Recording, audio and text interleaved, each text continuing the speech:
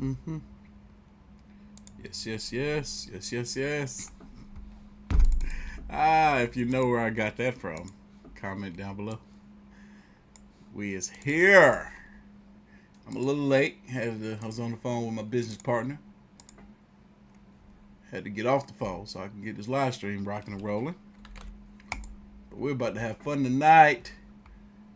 We're about to have fun tonight. Let's see here. Go live, go live, go live. There we go. Yeah.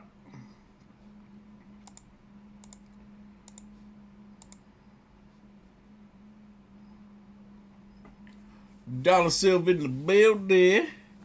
Steve, our moderator, is here. Jamie Z, Aaron, Rochelle, Sabrina, Tiff, 100 Expeditions. Love Me 23, y'all. We're in for a treat tonight. If you are a fan of MrBallen and the storytelling, you're not going to want to miss this. We're here. And we're going to check out 5. I count them 5 videos. All back to back. We ain't turning the live stream off and turning it back on. We just going to keep it rolling. Hold on. I want to start with this one. Yeah, it's a long one too. Yeah, boy. Yeah. Make sure y'all hitting that like button on the way in for your boy so we can get as many live viewers in here as possible. That's how it works.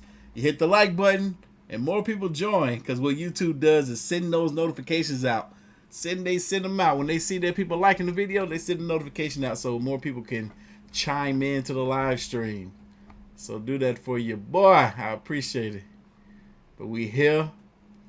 We about to be here for a while. It's 7 p.m. We're going to be here till about 10 p.m. I'm dedicating these 3 hours to you guys. I should be dedicating it to cleaning up my house, but no. We're here. This first one's a long one. It might be the longest one of all. This is top 3 photos with disturbing backstories. Interesting. Very interesting. But before we get into this, let me shout out some more people.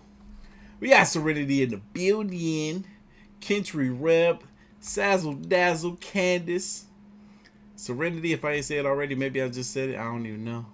Alexis, what's going on with you? The gaming channel up in here. Andrea, I see you. Yes, yes, yes, yes. Mike, what's good? Jennifer, Jenny, Omar, I see y'all up in here. Camille, Katie. We is in here, baby. Kirsten just dropped it. I think that's how you said it. Is that how you said it? Did I say it wrong? Shout out to you. Thank you for the $10 dono. Watching old MrBallen episode the other day that made me speechless. What episode did you watch? What up, Honey Expeditions? Man, I haven't watched no MrBallen in a while. It's about to be a good time. Y'all, we currently sitting at 179 live viewers. At 200, we're going to get this thing rocking and rolling since we're going to be here for a while. We ain't going to waste no kind of time. We've been in here for 3.5 minutes. A lot long, but long enough for us to want to get this thing rocking and rolling. Love Me 23, how it be, how it be. What up, Shantae? I see you done made it into the chat.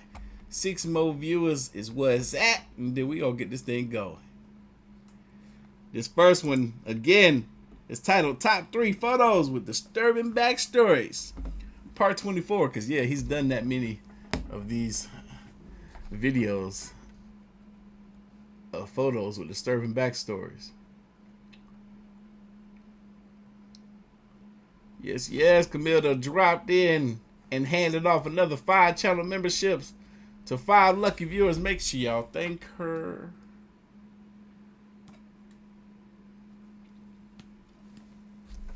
Make sure y'all thank her. Alright, y'all, it's time to get rolling. Y'all ready? I'm ready. What up, AOK Mafia? It's your boy Artofkickz, and just like that, we back with another one. What up, Sheila? I see you up in here. Mafia strong, 28 months. All right, y'all, let's get to this video one more time before I click play. Top 3 photos with disturbing backstories, part 24. Let's go. Today, I'm going to share 3 progressively more unbelievable stories, and at the end of each of them, I'm going to show you the photo that is famously associated with that story. But before we get into those stories, if you're a fan of the strange, dark, and mysterious delivered in story format, then you come to the right place because that's all we do, and we upload once a week. So, if that's of interest to you, please offer to refill the like button's Keurig coffee machine water tank, but instead of using water, use vinegar. Also, please subscribe to our channel and turn on all notifications so you don't miss any of our weekly uploads. Okay, let's get into today's stories. Let's go.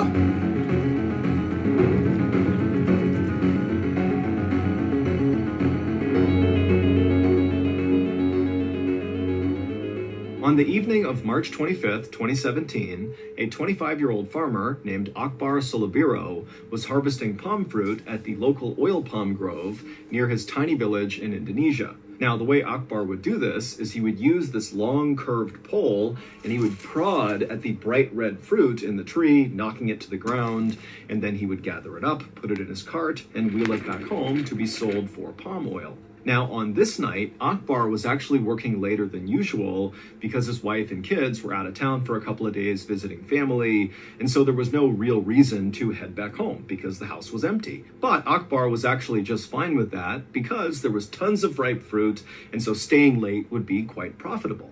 But after a while, when the sun had finally set and it was getting difficult to actually even see the fruit in the tree, Akbar knew he really needed to leave soon because this area at night was actually not safe. And so Akbar gathered up the remainder of his fruit on the ground, he put his pole in the cart as well, and he began quickly making his way back home. Later that evening, one of Akbar's neighbors was asleep in their bed inside of their home when they woke up suddenly to the sound of something out in the jungle, not far from where Akbar had been harvesting palm fruit. And so this neighbor, when they sat up, they couldn't really tell what the sound was. It almost sounded like a stifled scream or maybe some animal that was fighting with another animal. But as the neighbors sat there straining their ears to try to hear it again, they didn't. All they heard was normal sounds coming from the outside. And so the neighbor decided that the sound they heard must have been a cat or maybe a monkey. And, whatever it was, it couldn't have been a big deal. And so this neighbor went back to sleep. The following evening, so 24 hours later, another one of Akbar's neighbors walked outside of their home to begin the walk over to the jungle to harvest palm fruit. And when they went outside, normally around this time, Akbar would be coming outside as well, because these two often went to the grove together. But, this neighbor is looking and Akbar's not outside, and he looks up at Akbar's house and it's dark and quiet. And so this neighbor's thinking to Shout out to all the people that's watching us on TV and on their phone. themselves, where is Akbar? I know he worked late last night. I didn't hear him come in. And come to think of it, I haven't seen him all day. And now, of course, I'm not seeing him as well. And so this neighbor, feeling concerned about Akbar, walked over and knocked on his door, but nobody answered. And so really starting to think that something could be wrong with Akbar, this neighbor went to Akbar's uncle's house. And when Akbar's uncle came to the door, this neighbor explained what was going on and they're concerned that, something could have happened to Akbar. And so the uncle and this neighbor would go back over to Akbar's home and they would actually try the door. It was locked. They looked inside the windows and it looked like no one was in there. And they also noticed that where Akbar typically kept his cart that he would transport his fruit in, it wasn't there either, which made them think, Akbar must still be out somewhere with this cart because this cart is very important to him. And so ultimately, the uncle, after seeing the state of his nephew's home, he agreed with this neighbor that, something was wrong here. I agree with you, Alexis. Let's see if we can get 1,000 likes on this live stream tonight. We're going to be here for 3 hours, so hopefully we can get it.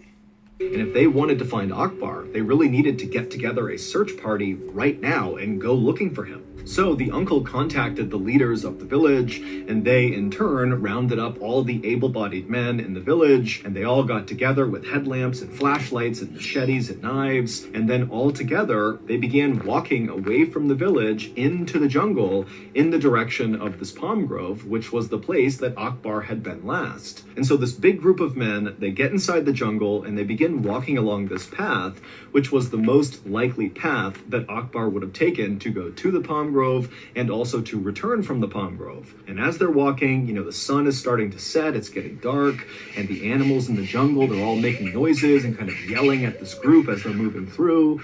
And this group, they're shining their light around looking for any sign of Akbar, but there wasn't any. They were calling his name out, there was no response.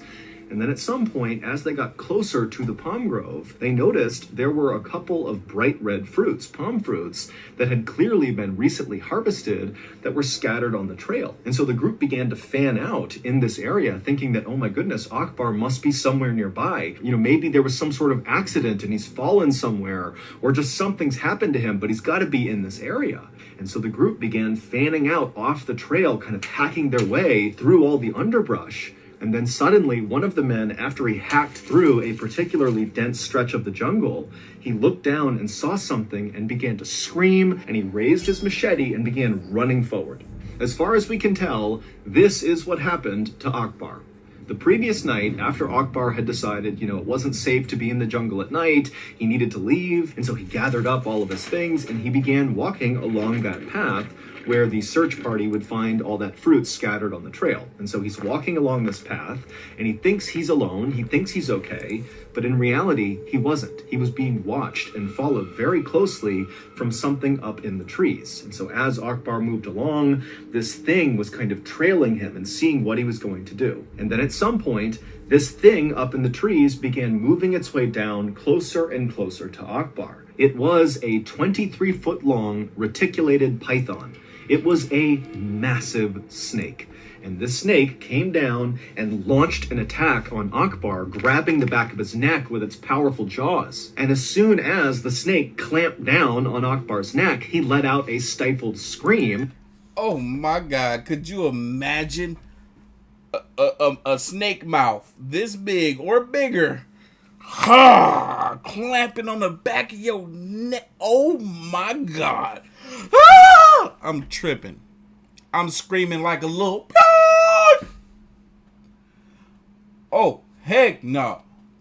And then he just gonna swallow you head first. Which was the scream that had woken up that other neighbor who sat up in bed wondering what that was. That was Akbar screaming out.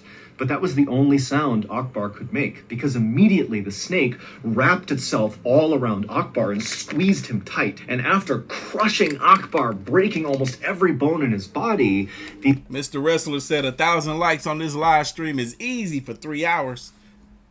I like the way you think. Go ahead, hit that like button for your boy. We're trying to get 1,000 likes by the end of this live stream. We're going to be here a long, long time. 7 p.m. to 10 p.m. Let's go. Because immediately the snake wrapped itself all around Akbar and squeezed him tight. And after crushing Akbar, breaking almost every bone in his body, the snake relaxed and then slithered off of Akbar. And so Akbar fell to the ground and was either dead or very close to death. And at this point, the snake opened up its jaws and positioned itself right in front of Akbar's head. And then it began kind of slithering itself forward, consuming Akbar head first. Oh my God. This snake so big. I forgot how dang on big MrBallen said the snake was, like 23 feet long. I could be way off, but still big old snake. Muscles so big, and this snake is just a 23 foot long muscle. Thick muscle, big like this. So it wraps around you and squeeze tight. All your bones just shattering. And he is going to sit there and swallow you head first. Woo! Poor Akbar. And the way pythons do this is they don't really chew on their victim. Instead, they kind of put their mouth over the top of whatever they're going to consume, and they kind of undulate and walk their bodies forward, driving the victim deeper and deeper into their body until they are completely consumed. And so the next night, when one of the members of the search party had gone off the trail and began hacking away and then saw something and charged after it with his machete, what he was seeing was the python, who very clearly had a person inside of its stomach. You could see. Okay, so the snake is not nearly as thick as I thought he was, but still big enough, still strong enough to swallow and break a man's bones. Look, this is Akbar inside the snake right now, y'all. That's crazy. the outline of the person. And so this search party member ran forward and hacked the snake, opened it up, and there was Akbar fully dressed and deceased inside of the snake. Poor guy. On the night of February 19th, 2022, a 41-year-old woman named Paula Ruiz was working the reception desk at a 4-star hotel in southern Mexico. It had been a long Saturday night with lots of tourists checking in and lots of confused tourists asking for directions or clarifications about things in the area. But it was finally nearing 11 p.m., which was the end of Paula's shift, and also things had calmed down near the reception desk. There wasn't much going on. And so Paula took a moment and grabbed her phone and checked it. And she saw there was a text message from her 19-year-old son saying he would be picking her up after work on his motorbike. And then just a couple of minutes later, Miguel, her son, actually walked in the front door of the hotel. He waved to his mom and said, hey, I parked my motorbike just down the street. Whenever you're ready, we can leave. And so Paula, she was very happy to see her son. She walked over, she gave him a kiss and a hug, and then she began gathering her things. Paula loved the fact that her son was totally comfortable driving around town with his mom on the back of his motorcycle. Other teenagers might think that was awkward, but not Miguel. But Paula knew her son absolutely loved his motorbike and basically was always looking for an excuse to ride it. And so very likely that was why he was so eager to give his mom a ride home. And so finally, after Paula had gathered up her things and said goodbye to her coworkers, she and her son walked out the front doors of the hotel and they began walking down the road and around the corner to where Miguel always parked his bike whenever he picked his mom up from work. However, when they turned the corner and looked at the spot where Miguel said he had parked, his bike wasn't there. Now, at first, Paula asked Miguel, are you sure you parked it here? Maybe did you park it farther down the road? But Miguel said, no, this is where I always park. I definitely parked it right here. And so Miguel became convinced that someone must have stolen his bike. That was the only explanation that made sense. But Miguel still had the keys to his motorcycle, which meant whoever had stolen it had likely hotwired it. And since that takes quite a bit of time to pull off components of the bike and kind of fiddle around with the wires to make it start, Miguel was thinking that, okay, maybe they're still in the area trying to hotwire it. Let's go look for them and get the bike back. Now, the city in southern Mexico where Paula and Miguel lived was called San Cristobal de las Casas, and it was a totally beautiful place surrounded by all these hills, but it was also a very dangerous place, full of lots of street crime and violence and gangs that used the area as a hotspot for drug trafficking. And so this is not really a good place to be walking around at night, let alone trying to chase down some bike thief. But Paula and Miguel, they knew this. They lived there. They understood the risks. And Paula especially, she knew that Miguel was going to go looking for this bike because he loved that bike. And so Paula didn't hesitate and said, okay, Miguel, let's go looking. And she figured at a minimum, she could take a video or a picture of the thief if they found them with the bike, and then they could give that to police, and then maybe they could try. Hey, Tanisi, I still feel like I be saying your name wrong, but I'm talking about you.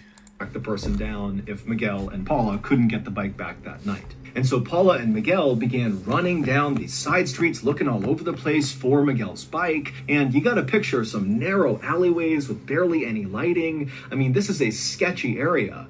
And so they're running around, and then finally they turn a corner, and Miguel sees up ahead his distinctive yellow motorbike, and he sees some stranger is pushing it along. Clearly this person is pushing it away so they can hotwire it. And so Miguel and Paula begin charging down the road, and Miguel actually gets in front of this guy and stops him, and Miguel starts screaming at the guy to give him his bike back, and then Paula, she joins her son, and she starts screaming at him as well and taking videos and pictures. And then as this is happening, another man on a motorbike came flying up behind Paula and Miguel. And as they did, Paula and Miguel heard the sound of the engine, and they turned around, and all Paula saw was this young man holding a gun, aiming it at her son, Miguel, right at his chest. And so her motherly instincts kicked in, and she leapt in front of her son, and then not knowing what else to do, she raised her phone and took a picture. And then seconds later, there was a loud bang, and then suddenly this guy who had been trying to steal Miguel's bike gave it up. He dropped the bike, he took off running down the road, and the gunman, he too turned his bike around and sped off down the road, leaving Miguel and Paula in the alleyway. Except Paula was on the ground because a second after she took that photo, the gunman had shot her in the chest. Paula would be taken to the hospital, but she would die the following morning, orphaning Miguel and his 3 siblings. However, the photo that Paula took of her killer seconds before he killed her was such a high-quality photo showing his face that just 2 days after her murder, police were able to use that photo to find the killer as well as his accomplice, and they were both arrested.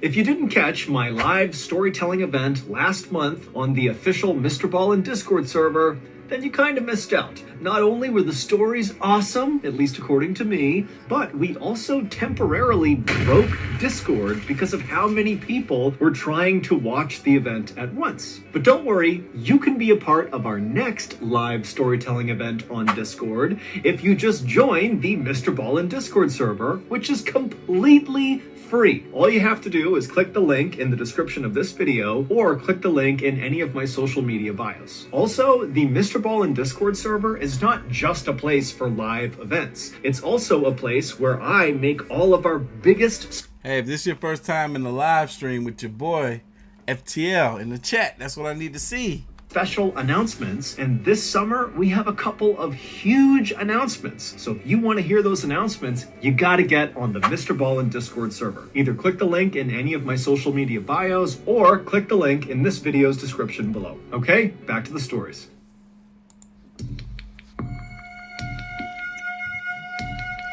Next 3. On the morning of February 25th, 2015, in a little house in the city of Cape Town in South Africa, a 17-year-old girl named Miche Solomon was packing up her homework in between bites of her breakfast. And as she did this, her mother, Lavana, walked into the kitchen with a big smile on her face, and she was holding up this beautiful red flowing dress, and immediately Miche knew what it was. Her mom had been making this dress by hand over the past couple of days. It was for a big school dance that was coming up, and she saw that it was now done. And so Miche, she put down her breakfast and her homework, and she rushed over to her mom, and she admired this gorgeous dress and thanked her mom for all the hard work and said it's absolutely perfect.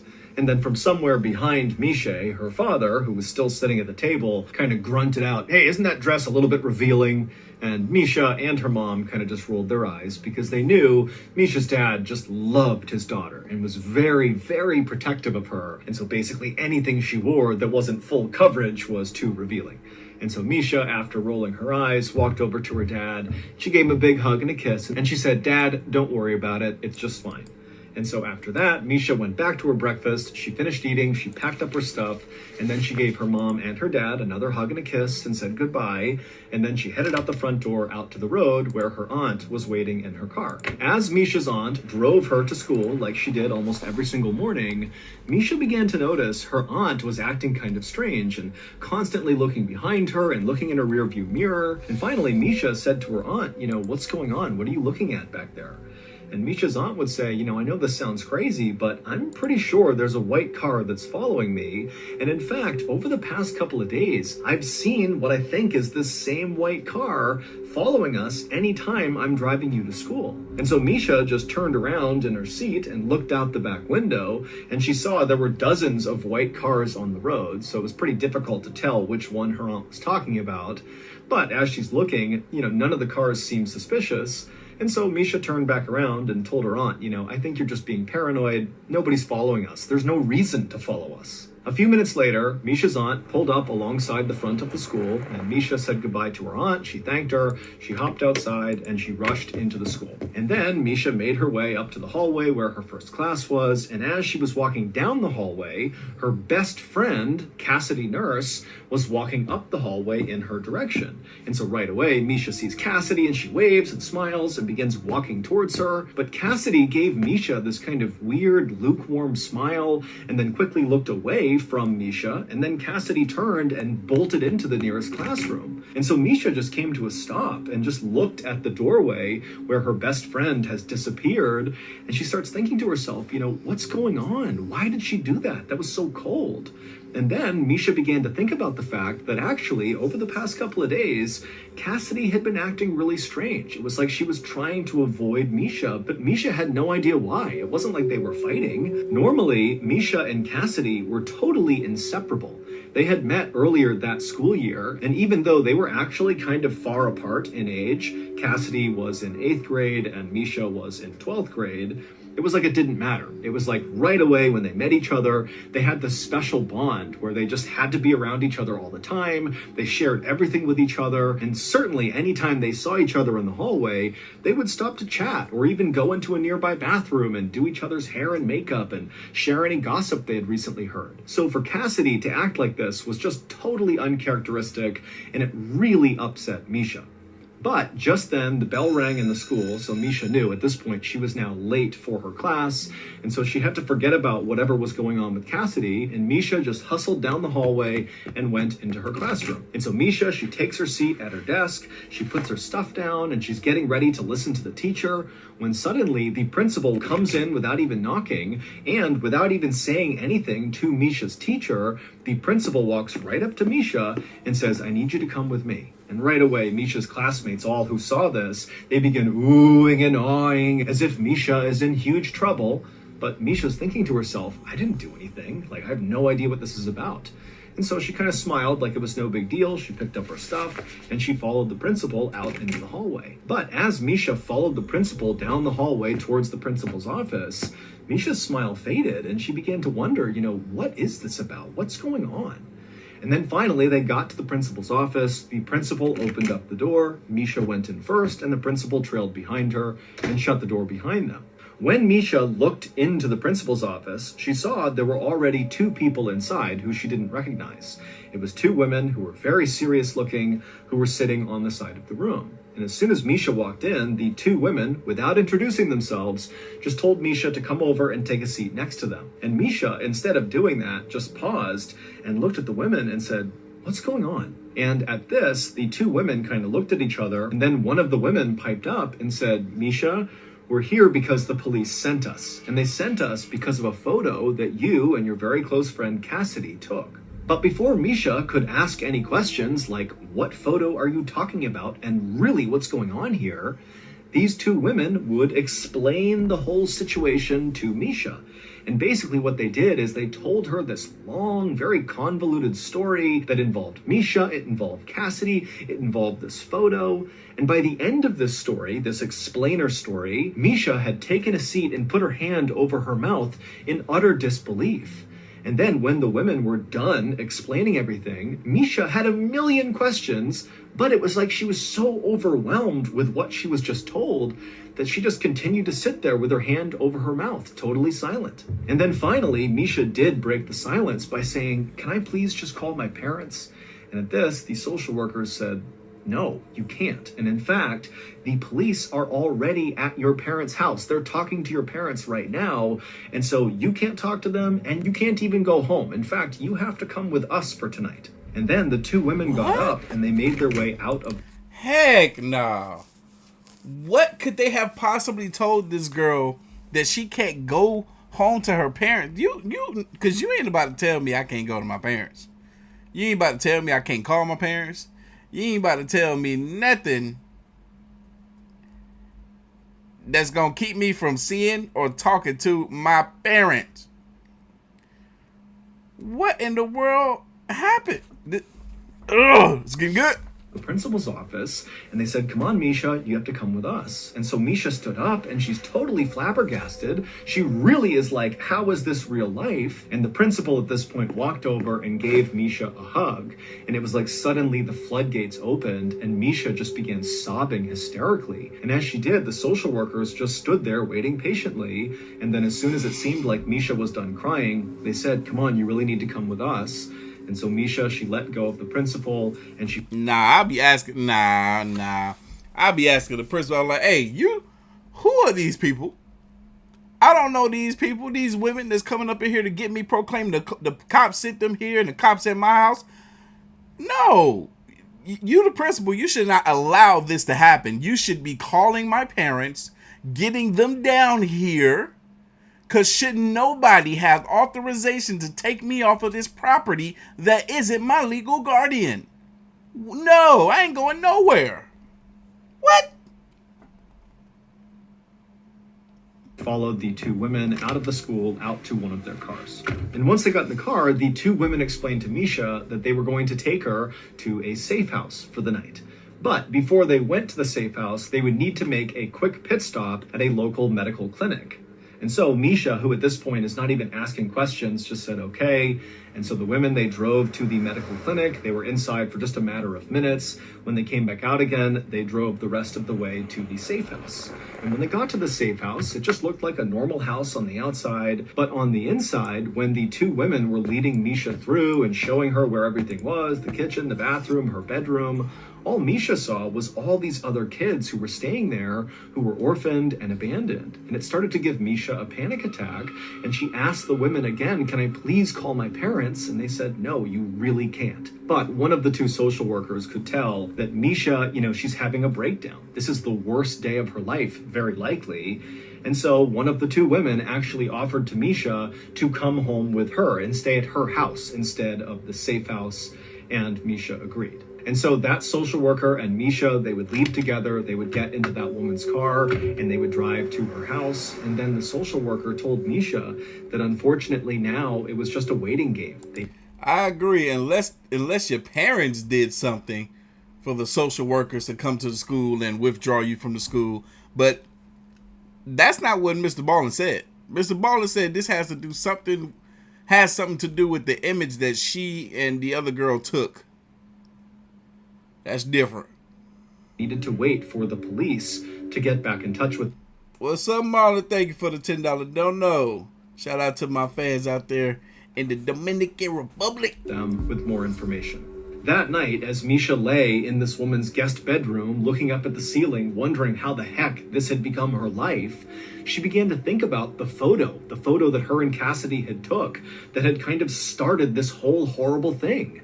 And so Misha began to think about the day they took this picture, and all she remembered was that she and Cassidy were just kind of goofing around and smiling and making funny faces and just taking photos as they went. She certainly didn't think that one of those pictures they took would totally change her life. The following morning, when Misha woke up, the social worker brought her to their office, the social worker's office. I forget, who's the younger one? Is it Misha or is it Cassidy? And there they met with the other woman who had first met Misha in the principal's office, and the three of them just sat in the office, not talking much, eating chicken wings and other snacks, just literally waiting for police to call them. And finally, they would call. And when they did, one of the social workers answered the phone, and as she listened to what she was being told, she began to frown, and by the time she hung up, she was crying. The news from the police was the news Misha had been afraid of ever since sitting in the principal's office the day before and hearing this whole crazy story about her and Cassidy and this photo. The special pit stop that Misha and the social workers made at the medical clinic the day before on the way to the safe house was so that Misha could get a DNA test. And now the police were calling back with the results of the test. And what the results showed was Misha Solomon was not actually Misha Solomon. Her real name was Zephanie Nurse. 17 years earlier, Zephanie Nurse had been stolen out of her crib at the hospital in Cape Town,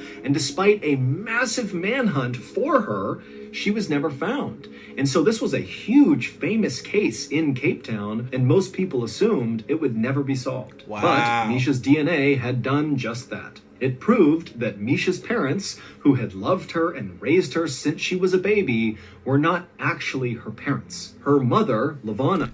I was wondering, because I'm like, mama got some black in her, and that girl don't look like she got no black in her. I mean, I know that can happen sometimes, but there ain't no resemblance there. I ain't see an inch of her mama in her, because that ain't her mama.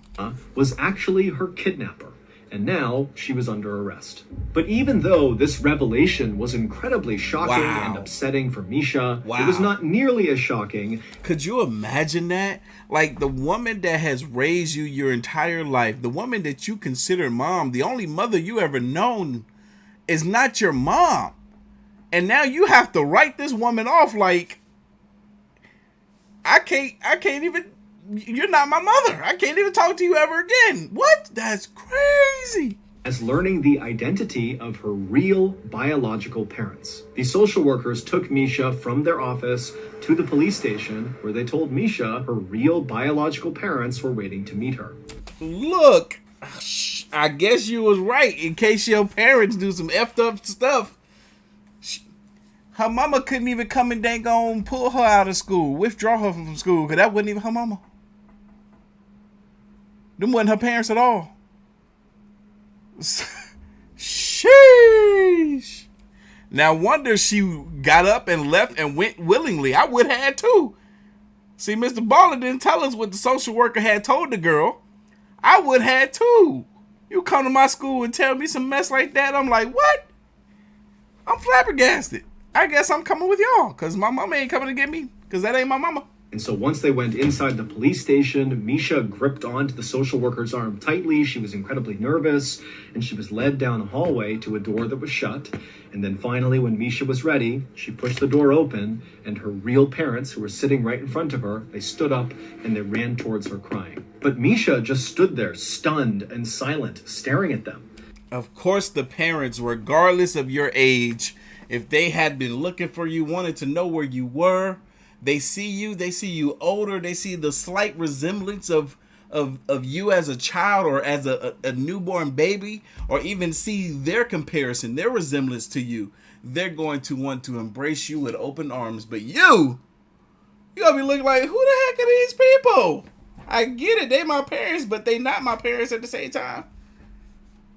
Because these people, they were not strangers to her. She knew them extremely well.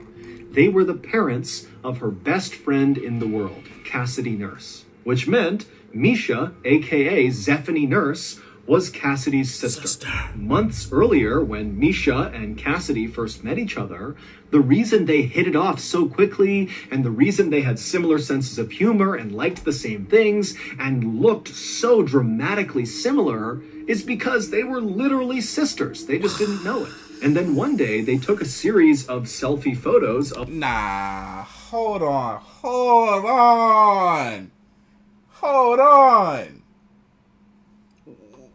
We can't just accept the fact that they sisters. That's cool and all. That's dope. But why did her big sister come to school acting funky like that? Because at this point, her sister knew that her best friend was indeed her sister. Why she act like that? Huh?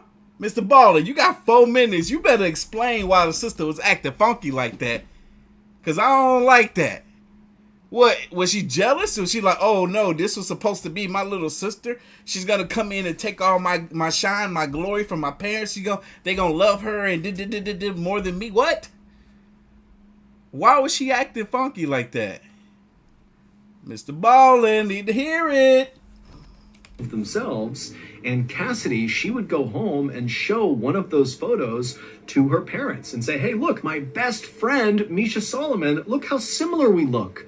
And when Cassidy's parents looked at Misha Solomon, they instinctively knew that's their daughter. That's crazy. Y'all should look just alike.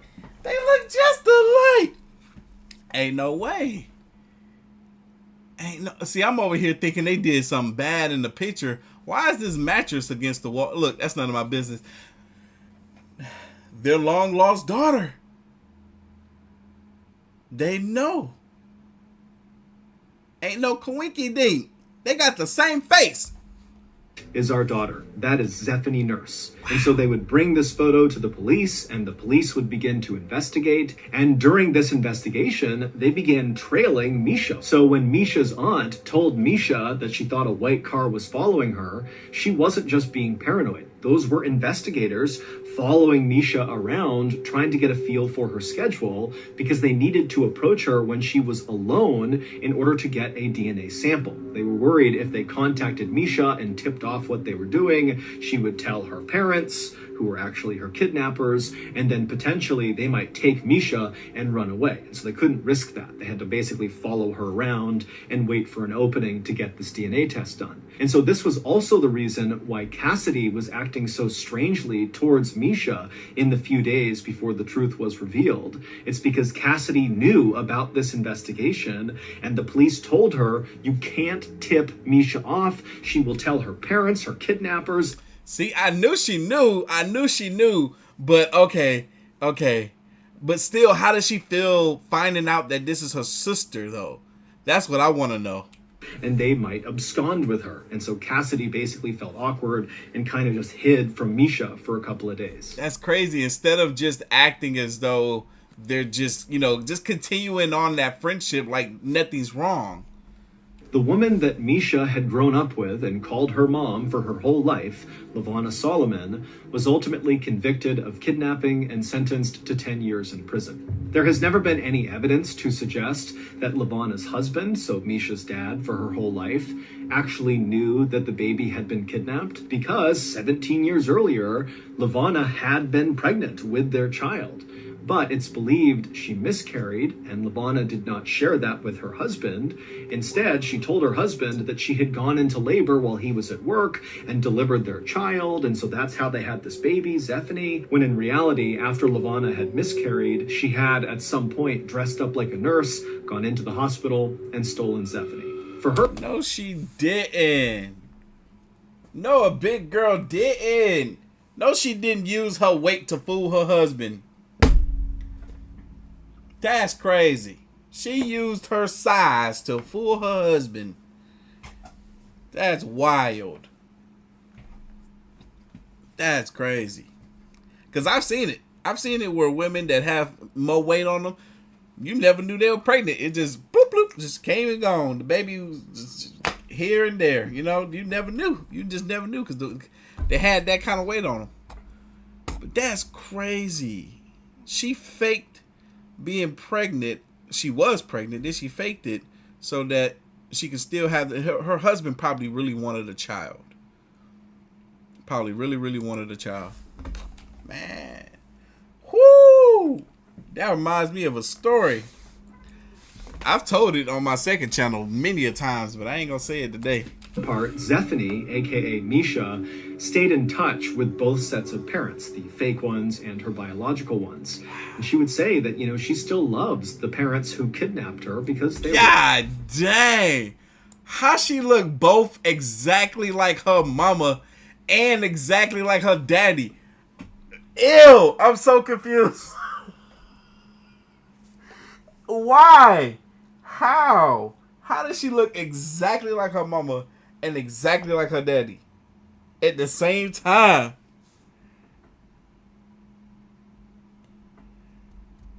And it's not even to say that they look alike. The mom and dad, it's not to say that they look alike, but she looked just like both of them.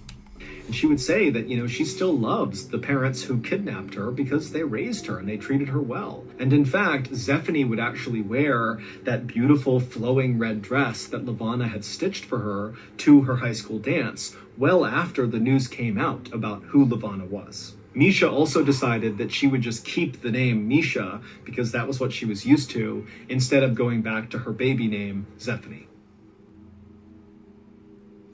Wow. That's amazing. On a cold and snowy day in January of 1994. She kept her that to some degree makes sense though. It makes sense for her to want to still have a relationship with the people that kidnapped her. Because what if that was the only bad thing that they had ever done? Other than that, they were normal parents to that girl,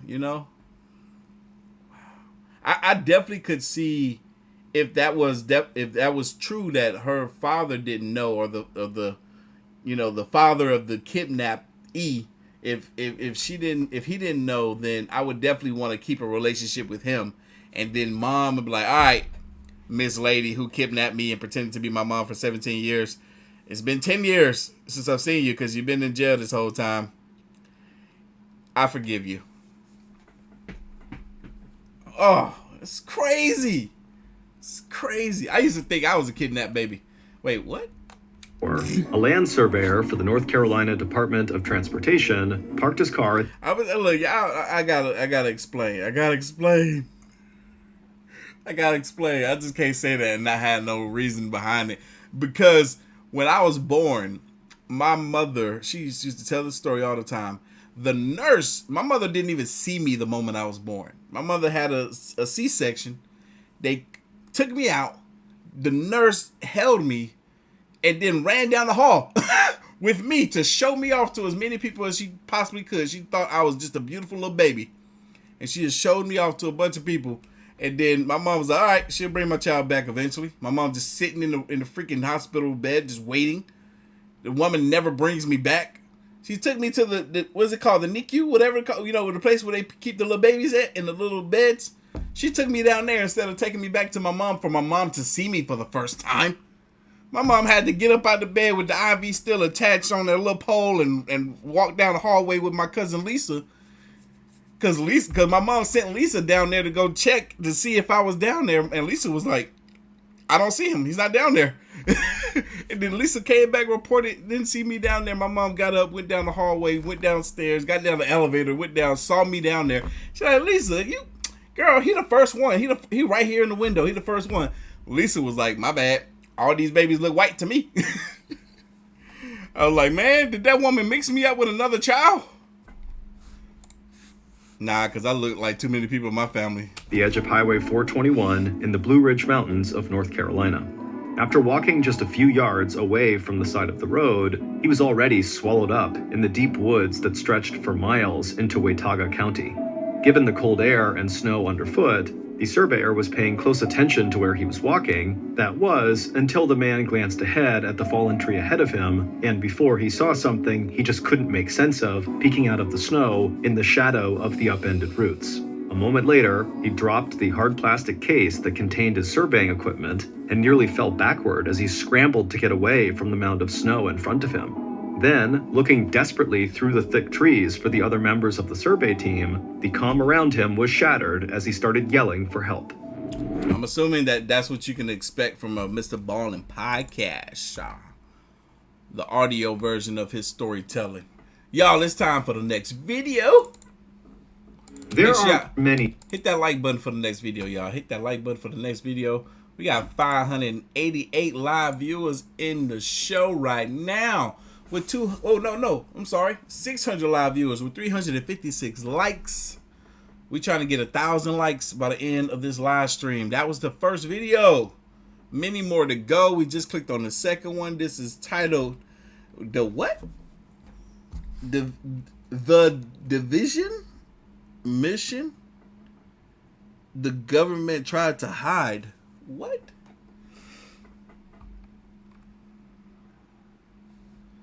Y'all laughing at my story? I'm for real. Truly unbelievable stories that have come from World War II. From heroes performing superhuman feats on the battlefield to Hey, Mary, you're a Cabbage Patch Kid. unspeakable tragedies that occurred at massive scale. These stories, for better or worse, are part of our collective human history. That's messed up. Jamie C said, yo, what'd you say, Jamie? He said, we said my sister was adopted because she was the only one that wasn't fat. That's messed up. When the fat kids clown the skinny one. When the fat siblings clown the skinny one, usually it's the other way around, like with the Kardashians.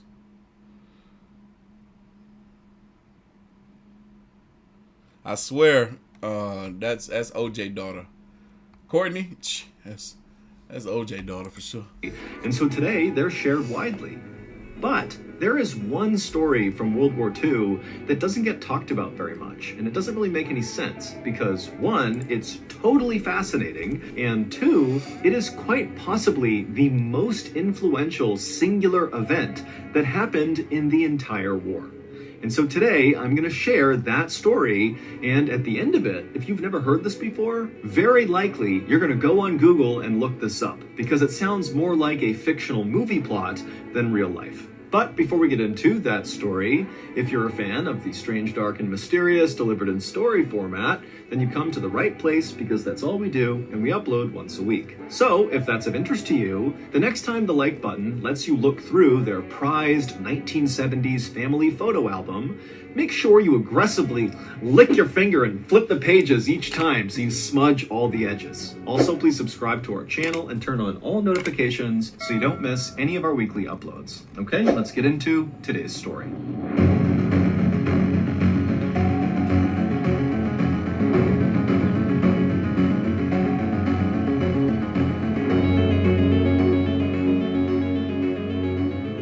On the morning of April 30th, 1943, a fisherman named Jose Antonio Rey Maria rowed his little boat out into the rough waters of the Atlantic Ocean just off the coast of Spain. Jose was a sardine spotter, which meant his job was to go out into the ocean and look down and try to find schools of sardines swimming about 20 feet below the surface, and then he would flag the other fishermen over who would scoop the fish up with their nets. And Jose was very good at his job. In fact, he was quite possibly the best sardine spotter in the whole village of Punta Umbria, which is a small fishing village in southwestern Spain where Jose was from. But on this particular day, the weather wasn't quite great, the water was kind of murky and choppy, and so Jose wasn't seeing any sardines. But as Jose was starting to feel frustrated, he looked out, and on the surface of the water, pretty far away from him, he saw this strange object floating on the surface. And at first, he assumed it had to be maybe some dead sea animal that had floated to the surface.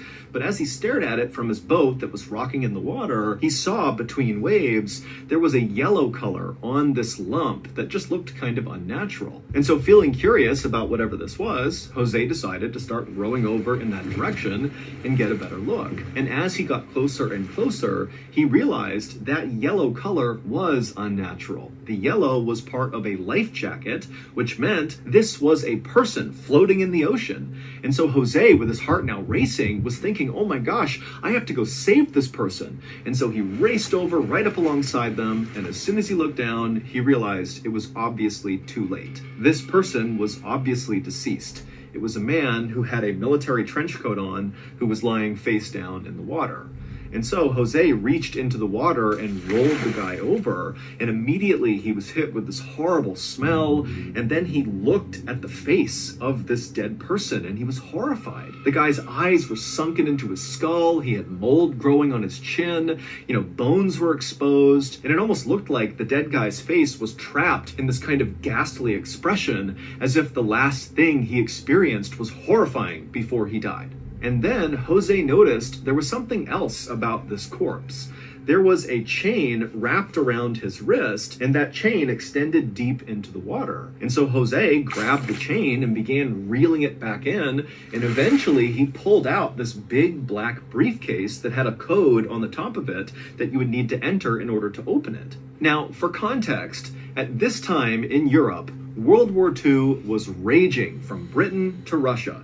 And so there were literally thousands of dead corpses scattered all over the world, basically, around the areas where fighting was taking place. So at this time, finding a dead soldier floating out in the middle of the ocean was actually not that uncommon. But in Spain, where Jose was, this was uncommon because Spain had not entered World War II.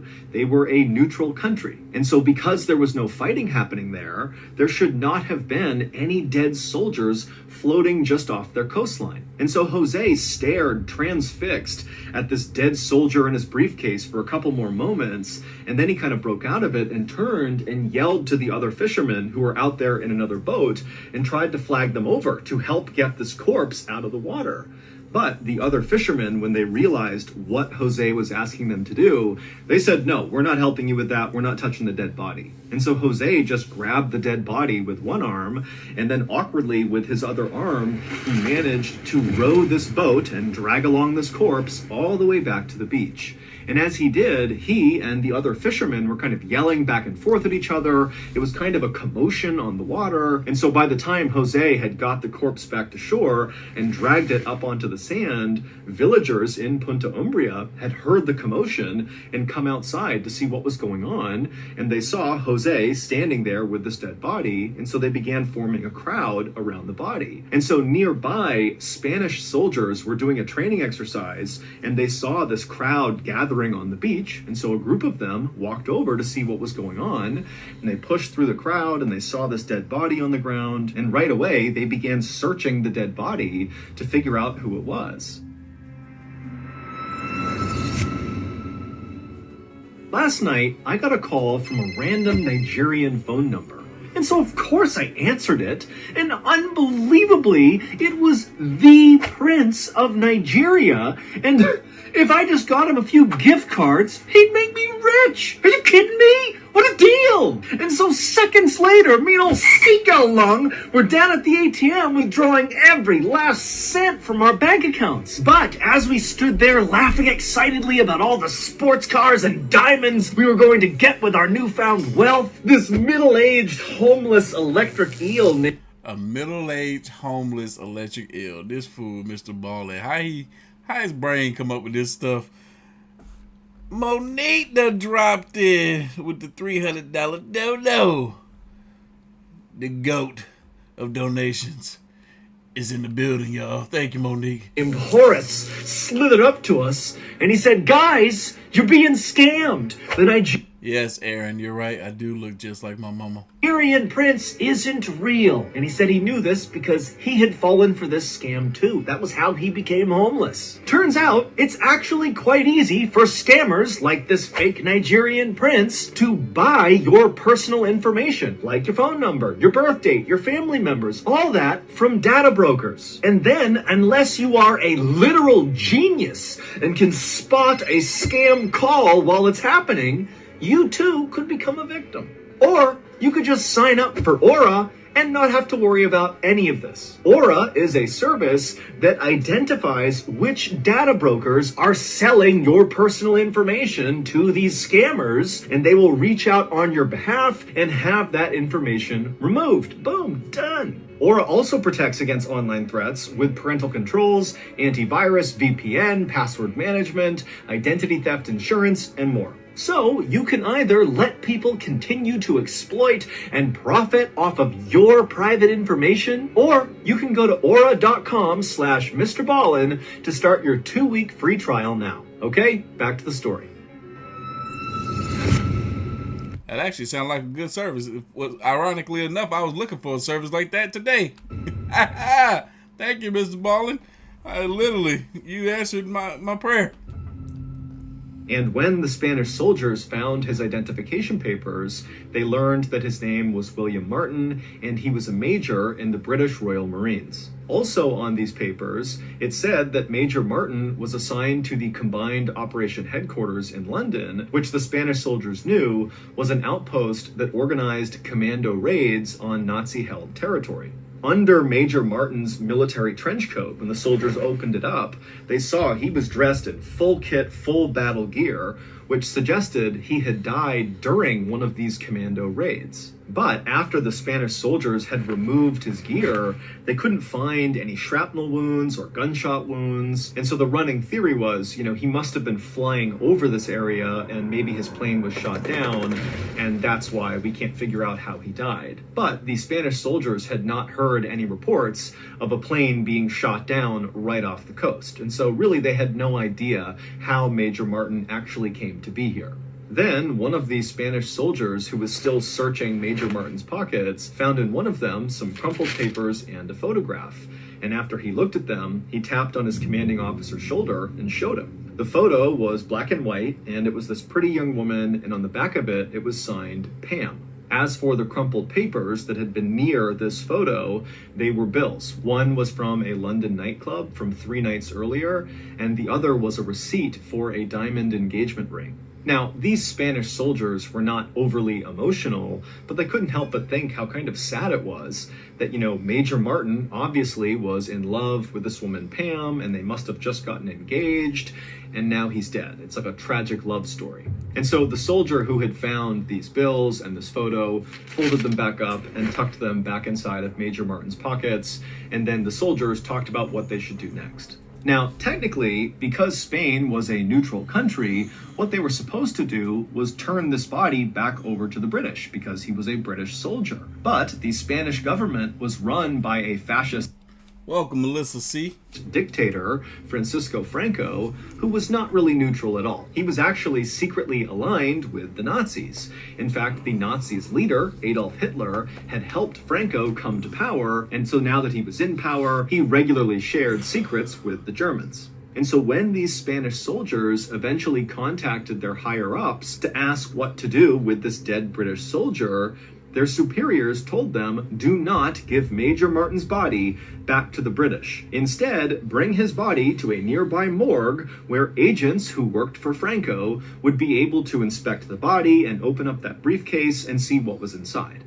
And so these Spanish soldiers did as they were told. And when Franco's agents were able to finally pop open that black briefcase that was connected to Major Martin's wrist, they discovered inside 3 letters from leaders of the British military. And when Franco's agents read these letters, they knew right away they had discovered something incredible. And within days, these letters were sitting right on Adolf Hitler's desk. Now, at this time, in April of 1943, Hitler was starting to worry that he was about to lose the war. Even though the Nazis had successfully conquered most of Europe, it felt like the tide was turning against them. And in Hitler's mind, it was starting to seem likely that the Americans and the British were poised to launch some sort of massive attack on Nazi-controlled territory, and if they weren't ready for it, this could cost them the war. But Hitler had no idea where this major Allied attack was going to happen. And so trying to figure that out was basically the biggest priority the Nazis had at the time. Now, most of Hitler's intelligence suggested that this big major Allied attack was going to take place on Sicily, which is an Italian island. Italy was allied with the Nazis, and Nazi spies who were monitoring British and American phone conversations were hearing lots of chatter about an invasion of Sicily, and so that's why they believed that's got to be the place. That's where the attack's going to happen. But when Hitler looked at these 3 letters that were found inside of Major Martin's briefcase, everything changed. The letters, which were all signed by top leaders of the British military, said that the plans to attack Sicily were actually fake, that British and American forces were talking on these obviously tapped phone lines. They knew the Nazis were listening. They were talking on these lines about this invasion of Sicily just to confuse the Nazis. They wanted the Nazis to think that Sicily is the place. But as these letters would go on to explain, the real place, the real location of this huge Allied attack was going to be Nazi-controlled Greece, so 500 miles away. And so as Hitler is reading this, he's terrified because in his mind, he always thought Greece was really the Nazis' weakest link. And so to get this intelligence, it was the equivalent of like winning the lottery. Suddenly, Hitler went from having no idea where this huge attack on him was going to be to knowing exactly where it was going to be and knowing that he would have the time to shore up his weakest link, Greece. And so, on May 12th, 1943, less than 2 weeks after Jose the sardine spotter found Major Martin's body floating off the coast of Punta Umbria, Hitler sent a military directive to all of his leaders to prepare for a huge Allied attack, not on Sicily, but on Greece. And before long, German tanks were rumbling from southern France to Greece, and tens of thousands of German soldiers were setting up barriers on Greek beaches to repel the invasion. And then out at sea, the famous German U-boats, their submarines, which were so deadly during World War II, were out all over the place, getting ready to shoot any Allied ships that came towards the shore. Wow. In short, the Nazis were ready. But by July 9th, so 2 months later, nothing had happened. There had been no major Allied attack on Greece, on Sicily, or anywhere else for that matter. Meanwhile, back... I see there's a lot of people in the chat that's hasn't been live with your boy in a minute, but y'all live today. Hit that like button, y'all. We're trying to get 1,000 live viewers, 1,000 likes, I meant to say, by the end of this live stream. We're almost halfway there, with 3 more MrBallen videos to go. In Sicily on July 9th, one of the few soldiers who was still stationed there, because remember, all those soldiers had been pushed to Greece, one of the few remaining soldiers was in his bunk writing a letter to his mother, and he would detail that it just felt too quiet in Sicily. And after he had written this letter, signed it, and put it away, he heard outside a massive booming sound. And so he ran outside and he looked in horror towards the horizon. Now, instead of being a beautiful clear blue, it was black with smoke and warships as far as the eye could see. He couldn't even count the number of warships on the horizon. And they were all coming right towards Sicily, firing their cannons and guns. This was the big Allied attack. It was on Sicily. The few soldiers in Sicily who came out of their bunkers and looked out and saw this knew right away that they were so ridiculously outnumbered that there was absolutely no hope. And so the soldier who had just written to his mother about how calm it seemed here, along with several others who was standing near him, they immediately just took off their uniforms and ran. And soon the other soldiers on the island began coming out of their cover and seeing they were under attack, and most of them did the same thing. Everybody basically ran away. And so the British and the Americans that were coming on warships barely had to fight. They took over Sicily incredibly easily, and within a few weeks, the Allies had complete control over the island, and the Italian government had been overthrown. Hitler had thought this secret intelligence he had found inside of Major Martin's briefcase would help him win the war. But in reality, those letters actually proved to be the beginning of the end for the Nazis. It would turn out Major William Martin, the dead British soldier that Jose the sardine spotter found off the coast of Punta Umbria, Spain, was not really who he appeared to be. In reality, Major William Martin didn't exist. The body definitely existed. That was a real dead body, but the identification of the body was fake. It had been fabricated by 2 very smart British intelligence officers named Ewan Montague and Charles Chumley as part of their very famous operation called Operation Mincemeat. And this operation was truly one of a kind. It was designed entirely to trick Hitler. The Allies knew, and it worked, baby! They dropped a dead British soldier off the coast of Spain, a neutral country, that they would turn it over to the Germans. And that's exactly what happened. And so everything that was on the fake Major's body, from the trench coat to the kit he was wearing to the identification papers, the receipts, the photos, all of it was placed very intentionally to convince the Germans that Major Martin was real. Major Martin was given a high enough military rank that it kind of made sense that he might be carrying this really special briefcase with highly classified military secrets, but his rank was not high enough that he would be known in military circles, because that would make it too easy for the Germans to identify that this was fake. And for the same reason, Montague and Chumley gave their fake major a very common name, Bill Martin. There were loads of Martins in the British military at the time, making a fake one hard to spot. But the British intelligence officers knew that they couldn't just present this kind of basic, generic British soldier and trick the entire German military. Right. They needed to give him a backstory. Yeah. And so Chumley and Montague spent as much time on Major Martin's uniform and what he was wearing as they did on his fake love affair with Pam. Montague and Chumley had a woman on their staff write these phony love letters to Major Martin, pretending to be Pam, and she wrote in beautiful curling penmanship, talking about how difficult it was to be in love with him during a war. And then also Chumley and Montague got that receipt for the diamond engagement ring, along with the nightclub receipt from just a couple of days earlier, and they tucked that into his pocket, really making it feel like this tragic love story. And so it was a combination of all of these details that have been thought through so carefully by these intelligence officers that really made Major Martin seem 100% real. Wow. As for the real identification of the dead body, it belonged to a 34-year-old homeless man from London named Glendor Michael. Michael had lived this wretched, miserable life and then eventually died when he ate rat poison that was on a piece of bread. We don't know if he tried to kill himself or if it was accidental. Michael's body had been stored in a refrigerator in a morgue unclaimed for months when Montague and Chumley found out about him and decided he would be perfect because no one would notice if his body went missing.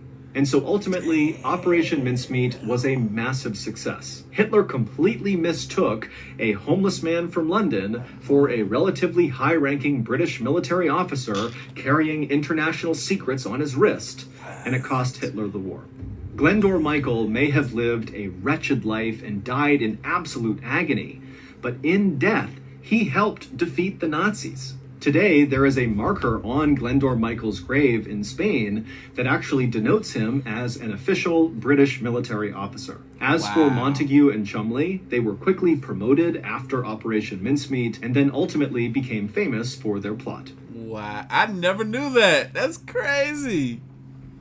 So that's going to do it. If you got something out of today's story and you want to hear more like it, be sure to check out our Operation Mincemeat. I love it. That's a great name for it too. I never knew of this. That's look, another one of those stories that you're glad you'll be able to take to the grave one day. Wow, y'all, we're approaching 500 likes. I need y'all to hit that like button for your boy. We here for a long time. It's MrBallen, baby. That's just the second video. We're not even halfway through. Time for another one. All right, let's pull it up here. Let's pull it up.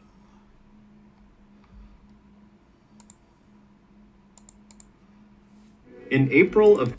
All right, y'all, this is Inside His Tent of Horrors. Mature audience only. Y'all ready? Let's go. In April of 2023, police in a little town in western India got a call about something horrible being discovered inside of this tent on a farmer's property. So the police went to this property, they found this patchwork tent, which was propped up against the stone wall on the back of the property, and the police, they opened it up, they looked inside, and at first they didn't really understand what they were looking at. It just looked like a sort of weird religious shrine of some kind.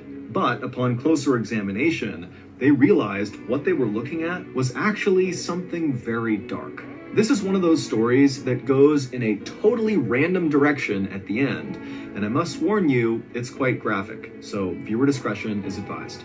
But before we get into that story, if you're a fan of the strange, dark, and mysterious delivered in story format, then you've come to the right place because that's all we do, and we upload once a week. So, if that's of interest to you, the next time the like button is not looking, secretly replace their medical marijuana stash with an ornery 200-pound Komodo dragon. Also, please subscribe to our channel and turn on all notifications so you don't miss any of our weekly uploads.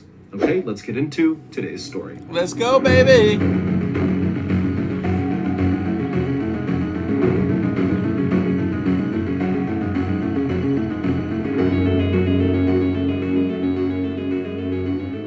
On the evening of April 15th, 2023, a mother and father named Hansa and Himu Makwana stood on the front doorstep of a little shack in a little village in western India called Vinchia.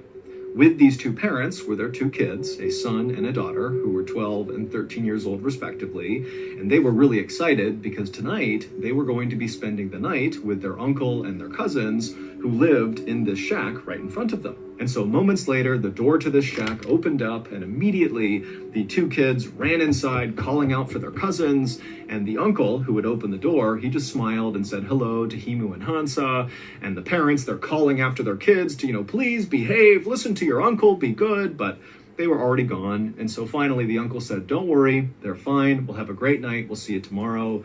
And so Himu and Hansa thanked him very much, and then they turned around, they grabbed each other's hands, and began walking out towards the dirt road that would take them back to their own home. The village that Himu and Hansa and their kids and their uncle and their cousins all lived in was a very poor, rundown farming community where for the most part people worked really hard but barely got by. But this night, as Himu and Hansa walked along this dirt road, passing by the shacks and tiny apartments and fields and livestock that were kind of all over the place, they weren't thinking about, the struggles of daily life in this village. Instead, they were thinking about how beautiful. Sorry, you guys. I wasn't trying to get a booger. I got a scab in my nose. I had put my finger in my nose and cut myself.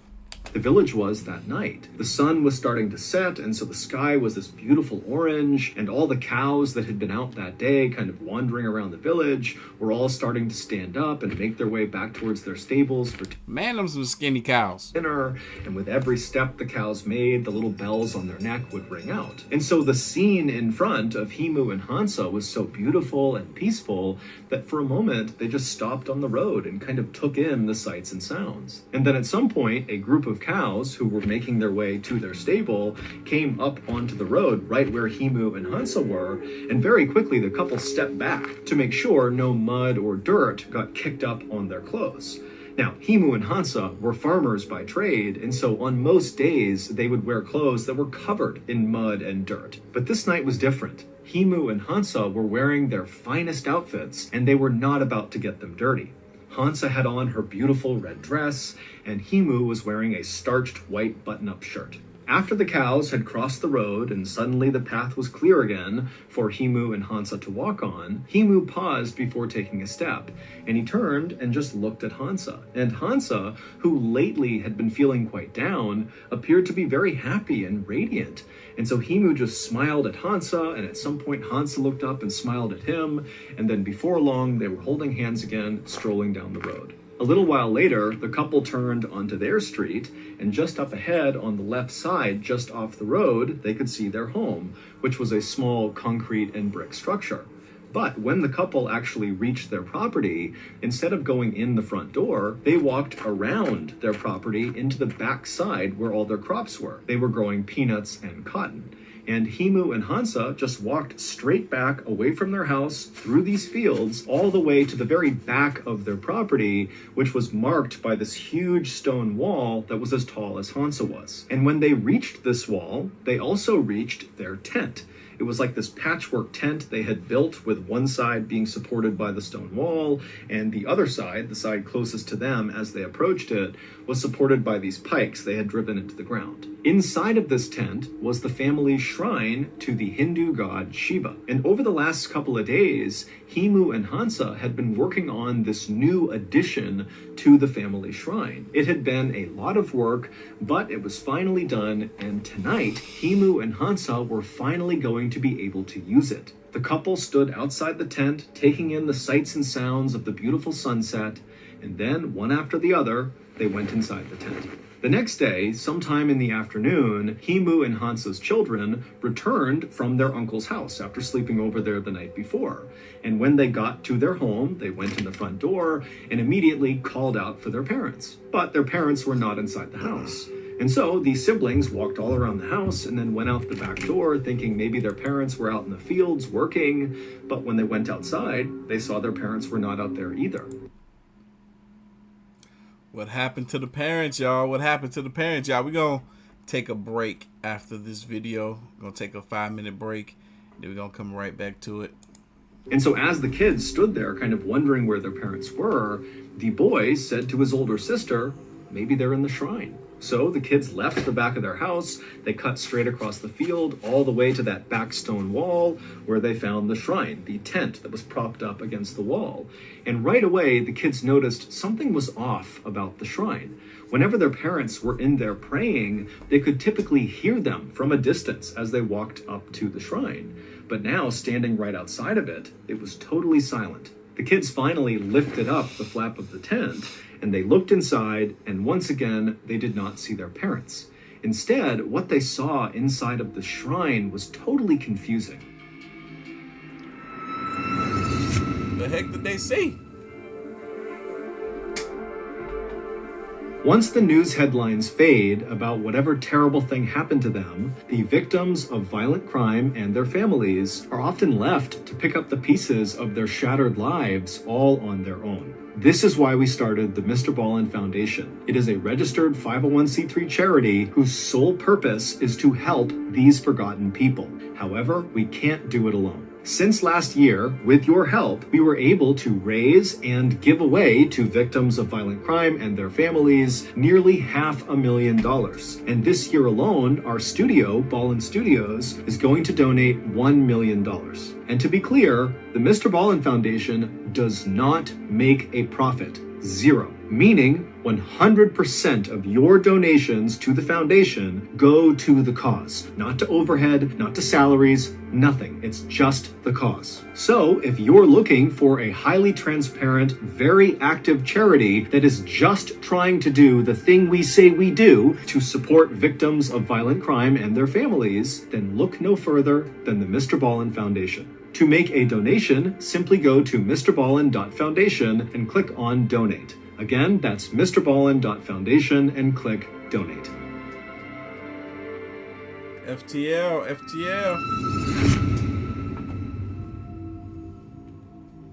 The shrine, which their parents typically kept absolutely immaculately clean at all times, looked kind of dirty. There was this weird rusty colored liquid kind of all over everything, including on some of the holy objects, like the picture and statue of Shiva. And in the middle of the shrine, where there was this fire pit, were these two hunks of meat that looked like they had been placed in the fire and then forgotten about. The kids knew their parents would never leave the shrine in this condition, nor would they spoil food and let it sit out on a fire and not eat it. And so they're thinking to themselves, what happened inside of the shrine, and where are my parents? And then, when they did one more look around the inside of the shrine, they noticed something that they had not when they first opened up the tent. And when they realized what it was, they screamed and took off running. This is the story behind what those children saw. The night before, when their parents, Himu and Hansa, stepped inside the tent, they looked around and surveyed the shrine. Right in the middle of the shrine on the ground was that fire pit, and then off to the right side of the fire pit was a small egg-shaped statue that was a statue of Shiva, and then next to the statue was a picture of Shiva. Shiva is a powerful figure in the Hindu religion.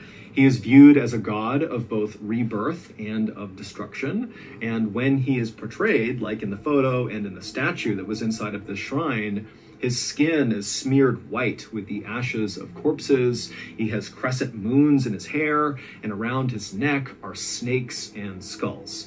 And so Shiva is kind of viewed as both a loving, kind god and also one to be scared of. And so after the couple looked around at their shrine for a second, they got to work. Even though that night it was very hot and muggy outside, the first thing the couple did was get some firewood off to the side inside of this tent, put it in the fire pit, and start a fire. And then after the fire was built, Hansa began sprinkling orange flower petals all around the statue and picture of Shiva. And at the same time, Himu got out a piece of paper and began writing a note. And as he wrote, his hands shook with nervous anticipation of what they were going to do that night.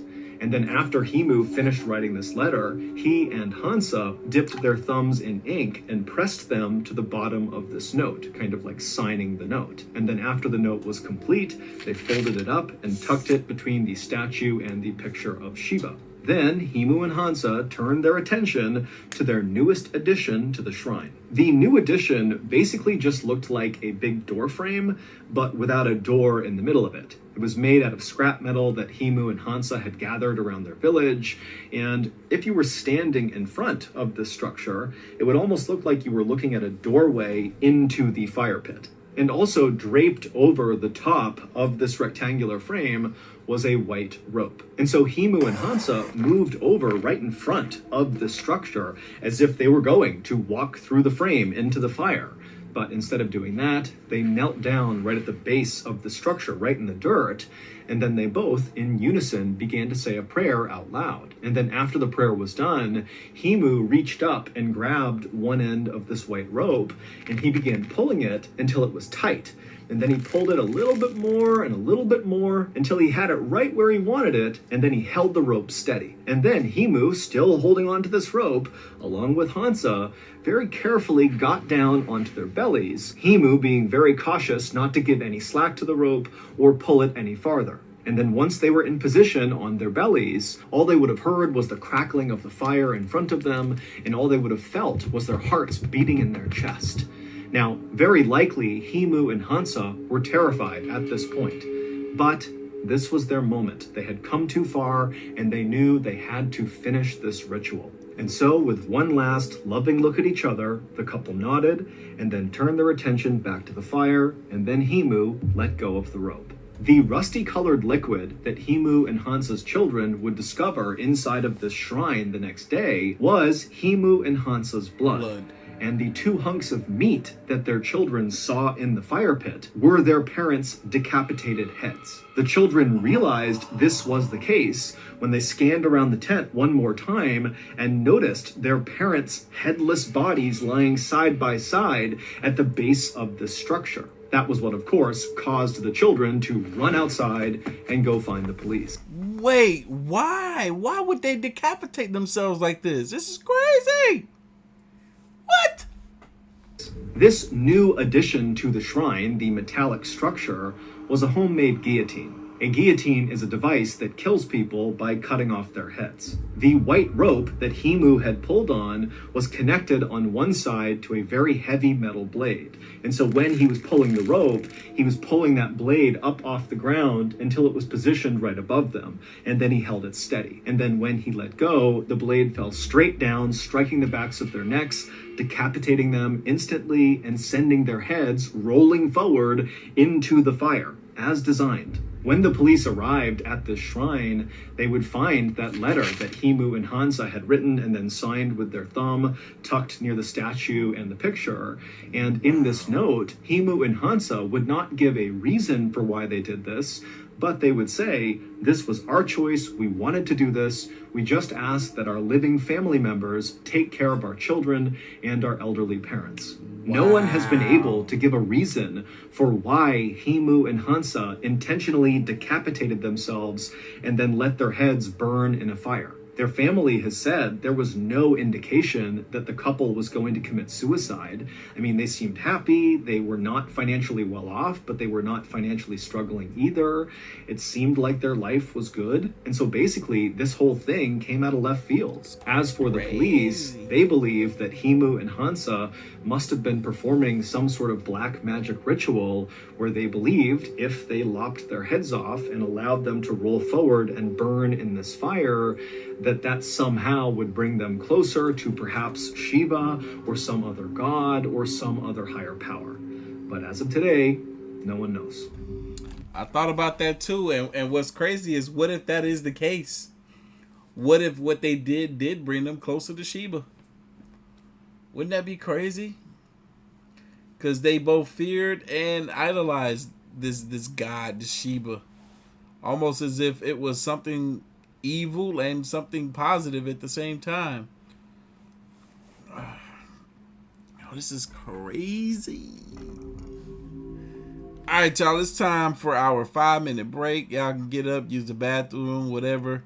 Go grab you a snack. We're halfway through this live stream, literally halfway through, at the halfway mark. So take a little break, and we gonna come right back shortly.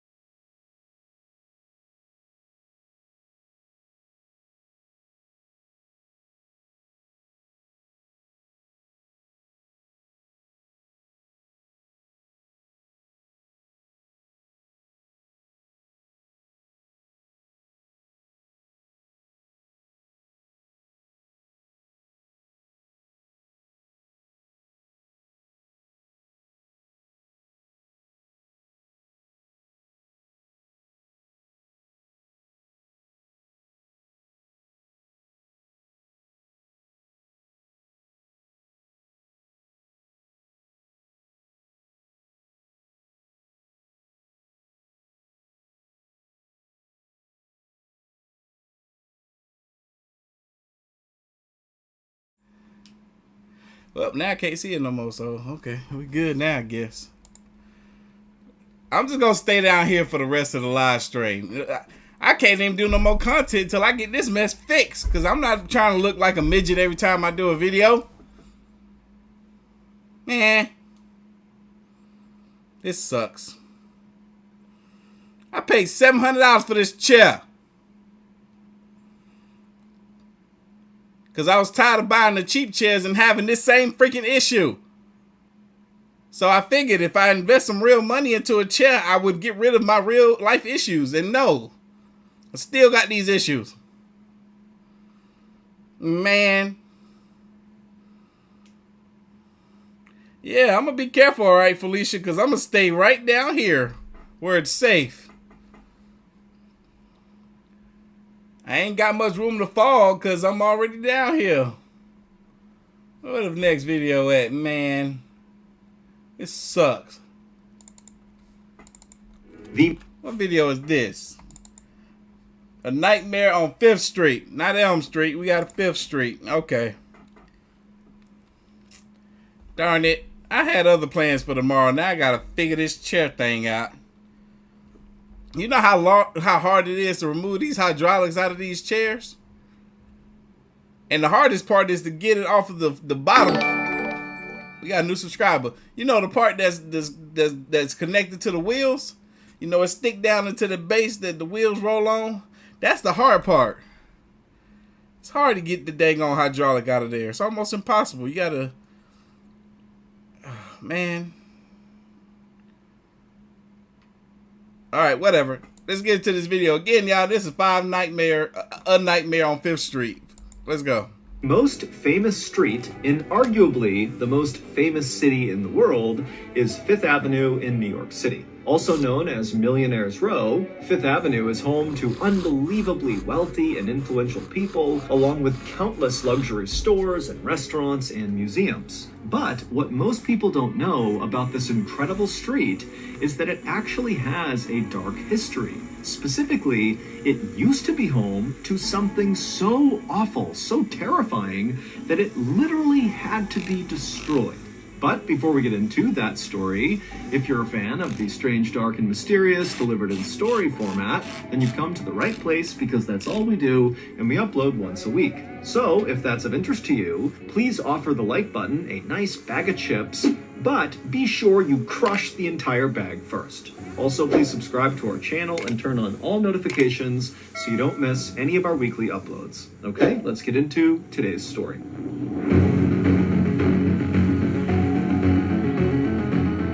I can't return the chair. I've had it too long. The lazy boy is too big. Just after midnight on March 9th, 1947, a man slipped out the front door of his Don't you know I'm a lazy boy? If I get a lazy boy, I'm going to be over here asleep. 4-story brownstone mansion on New York City. I'm going to recline that thing back.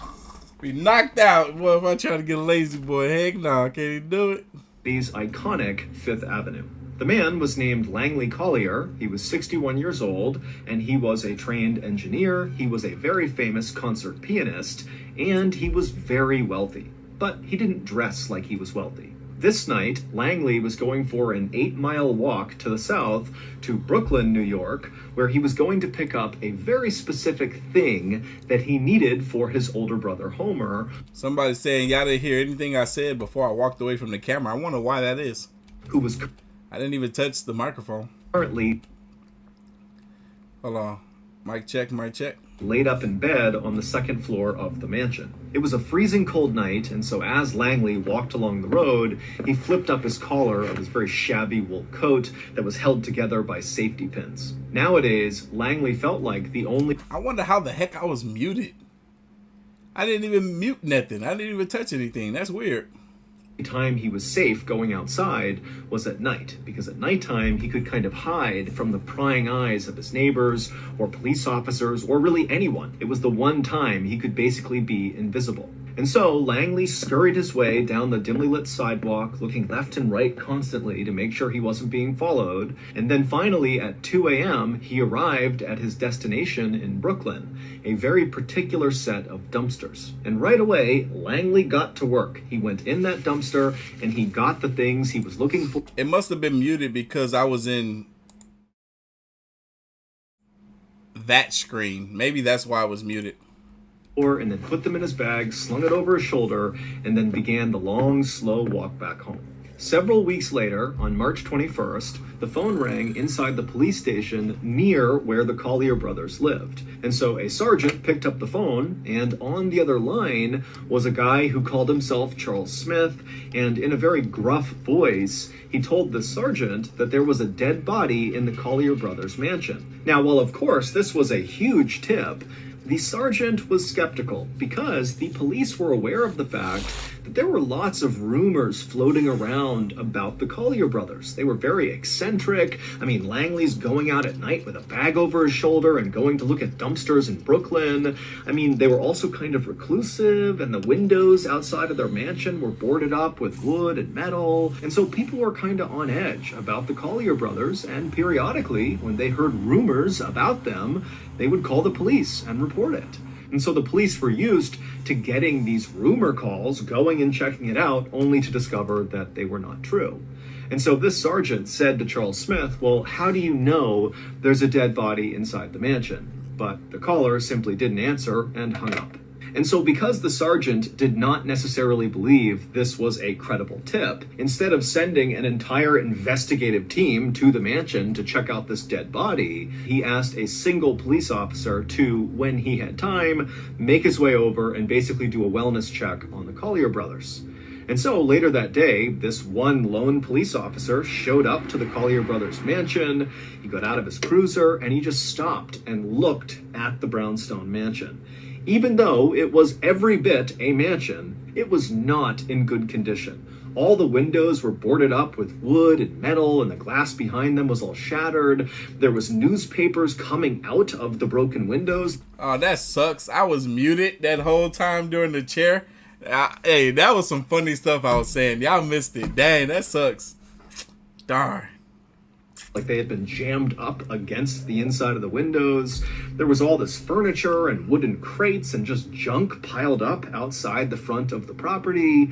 I mean, the place looked kind of dilapidated, and he was shocked that anybody lived in here to begin with. But the Collier family were not normal people. Langley and Homer's dad was a doctor, and he would take home pieces of real people, like parts and organs and that kind of thing, and he would put them in glass jars and put them on display all over the house. Yeah, I never switched over to that screen before, so I had no idea it was going to mute me. That's wild. Their dad also always canoed to work, which meant walking out of the mansion with a canoe on his shoulder, walking to East River, canoeing his way in his fancy doctor clothes all the way until he got off, and then carrying the canoe to his office building. So what y'all missed is, as soon as I got back from getting my drink, I sat down and the chair just like broke. Just broke, completely broke. And yeah, now I'm sitting all the way down here. And I have to get this issue fixed tomorrow. Yay me. Still the most comfortable chair I've ever had, but now...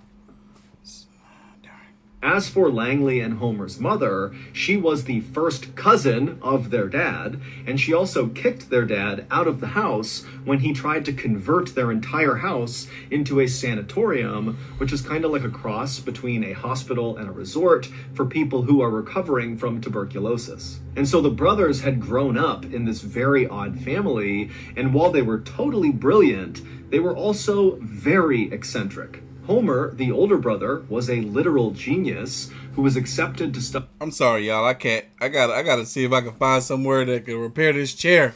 studied law at the highly prestigious Ivy League university, Columbia, at the age of 14. Langley, who was 5 years younger than Homer, also graduated from Columbia, where he got 2 degrees, one in engineering and one in chemistry. But Langley wasn't just an accomplished scientist, he was also this incredible musician. In fact, he was such a talented pianist that he actually performed shows at New York's legendary Carnegie Hall. But despite their incredible achievements and their huge wealth, Homer and Langley never got married. And over time, after the death of their parents, Homer and Langley became more and more reclusive inside of this mansion. And then in 1933, so 14 years before this lone police officer had arrived at the Collier brothers' mansion to investigate a dead body, Homer Collier had had a stroke and went completely blind. He was only 55 at the time, and really he was at the height of his career, but he was forced to quit his law practice. As for Langley, even though he was very successfully selling pianos and playing these incredible shows at Carnegie Hall, he too had to give up what he was doing and stay home and take care of his brother. And once this happened, the two brothers basically stayed in the mansion all the time. They basically never left. And they also stopped paying any of their bills, so their water, their phone, their electricity all got cut off. But instead of the brothers paying the bills to get the power back, Langley just... All right, I just found the office chair repair place near me, so tomorrow. Went out and bought a Model T car, and he pulled the engine out of the car and built his own generator. And then when they stopped paying their mortgage, eventually the police came to the mansion to evict them. And when Langley came to the door to speak to the officer, he just wrote a check for the entire amount of the mansion, basically paying for it on the spot. He handed the check to the police officer and then told the officer to leave them alone. And so fast forward back to March 21st, 1947, and this lone police officer, after staring up at this dilapidated mansion, finally walked forward and climbed over all the furniture and junk that was all out front, and he literally climbed his way up the front steps to the front door, where he began pounding on it. But after a while, no one came to the door, and the officer couldn't hear anything inside. Now, because this officer was here to investigate a dead body, no matter how uncredible the claim, the officer knew he really needed to get inside and have a look around. And so he decided he would try to break in the front door. And so after knocking a few more times, just to make sure really no one was there, the officer called out and said, "I'm coming in," and then began pounding with his shoulder against the door. And pretty quickly, the door gave way. But it only opened a few inches. And so the officer tried to fit through it, but he was too big, he couldn't fit. But he was able to look into the crack, and he saw there was this huge man-made wall that was basically positioned right inside of the mansion, blocking the front door from opening more than a couple of inches. And so as the officer was thinking about why there would be this wall here, he began to smell this terrible smell coming out of the mansion. And at that point, the officer thought, okay, there could be a dead body in here. I don't know what's going on. And so he called for backup. When backup arrived, the group of officers attempted to smash the front door in together. All 7 of them are ramming against this door, but they could not break down the man-made wall inside. And so ultimately, the police got a ladder and they lined it up on the side of the property, and one of the officers was able to climb up to the second floor, break a window, and climb in that way. And once the police all made their way into the second floor of this mansion, they realized very quickly that the tip Charles Smith had given had been correct. There was a dead body inside of this mansion. It was Homer Collier, the older brother. He was seated in a chair in this alcove on the second floor. He only had on this ragged bathrobe, and he was kind of slouched forward with his head resting on his knee with all these orange peels all around him. The coroner would ultimately determine that Homer likely had been dead for about 10 hours. As for Langley Collier, despite looking around the mansion for him, they couldn't find him. It was like he had just vanished into thin air. And so pretty quickly, the police became suspicious of Langley because they couldn't find him, and they began to think, maybe he had something to do with his brother's death, and that's why he's not here now. In fact, maybe it was Langley who called in the tip as Charles Smith out on the road somewhere after he'd run away. So the police posted an officer at the Collier brothers' mansion. Basically, his job was to stay there in case Langley came back at any time. He could be detained. And then also the police put out a 9-state alarm. Basically, all the states around New York were told to keep an eye out for Langley because he was wanted for questioning in connection to his brother's death. And so as police agencies all across the East Coast searched for Langley, largely in vain, detectives in New York continued to search the Collier brothers' mansion to find clues that might shed some light about where Langley went and what role he might have played in Homer's death. And on April 8th, 1947, so 18 days after Homer was first discovered, the police would finally find that big clue that would break the case wide open. Back on March 21st, when that lone police officer first responded to the Collier brothers' house because of this call about the dead body, and then the officer broke the door in and discovered that man-made wall right behind the door, well, that man-made wall was not constructed out of normal building materials like brick or wood or anything else you might expect a wall to be built out of. Instead, it was built out of things like chairs and beds and a sewing machine and all sorts of just junk. It was trash. And this trash wall started right in front of the inside of the front door, and it extended back towards the interior living space of that floor. Except there really wasn't any living space at all anywhere inside of this mansion. Not the second floor, first, third, fourth, nowhere. Because every surface inside of this mansion was covered wall to wall, floor to ceiling, in trash. Things like 14 broken pianos, an x-ray machine, there was a horse's jawbone, there were 25,000 books, and of course they had all of their father's 25,000. These fools were hoarders. 25,000 books, hoarders. glass jars that contained all of these human body parts. And over the years, the Collier brothers had apparently begun to think that their neighbors and random passerbys out on the street would someday break into their mansion and steal these treasures from their home.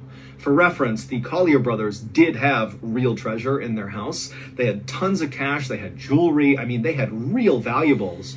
But to them, that wasn't the real treasure. The real treasure were the things they pulled out of the dumpsters all around the city.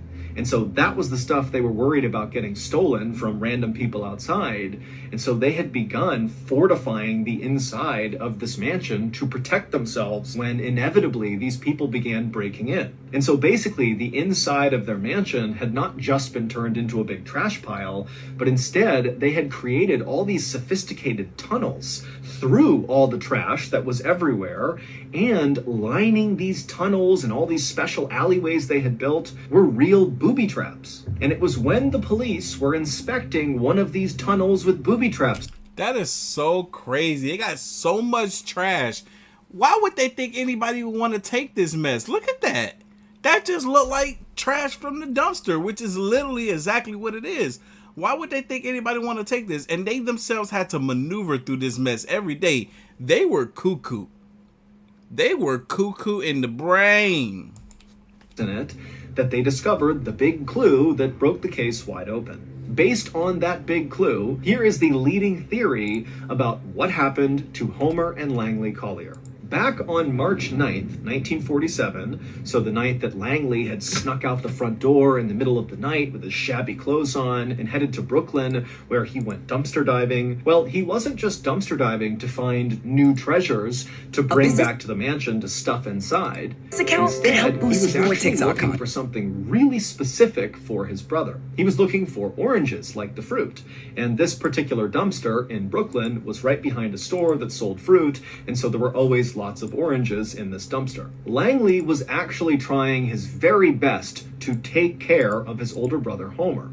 He had actually begun doing research using his father's old medical textbooks to try to find a cure for Homer's blindness caused by his stroke. And at some point, Langley believed he really had come across the cure.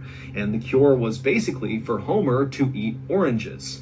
Lots and lots of oranges. And in fact, over the last several weeks before this night, Langley had already made this change in Homer's diet. He only fed him oranges for every single meal.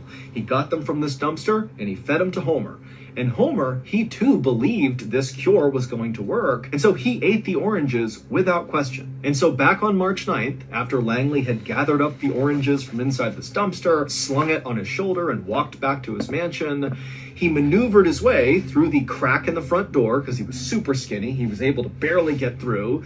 And then once he was inside the mansion and shut the door behind him, he maneuvered his way up to the second floor. And then he began the most dangerous part of his journey from one side of the second floor to the other where Homer was. Basically, Langley needed to crawl through a 2-foot wide tunnel he had built through all the junk and trash, but it was lined with booby traps. In particular, there was a nasty trap at the end of the tunnel where there was this stack of metal boxes filled with all these newspapers. They were really heavy, and they were positioned so if you even so much as barely touched the lowest box, they would come crashing down on you. Now, Langley had made this journey countless times. This is how he went to see his brother every single day, as he went through this tunnel.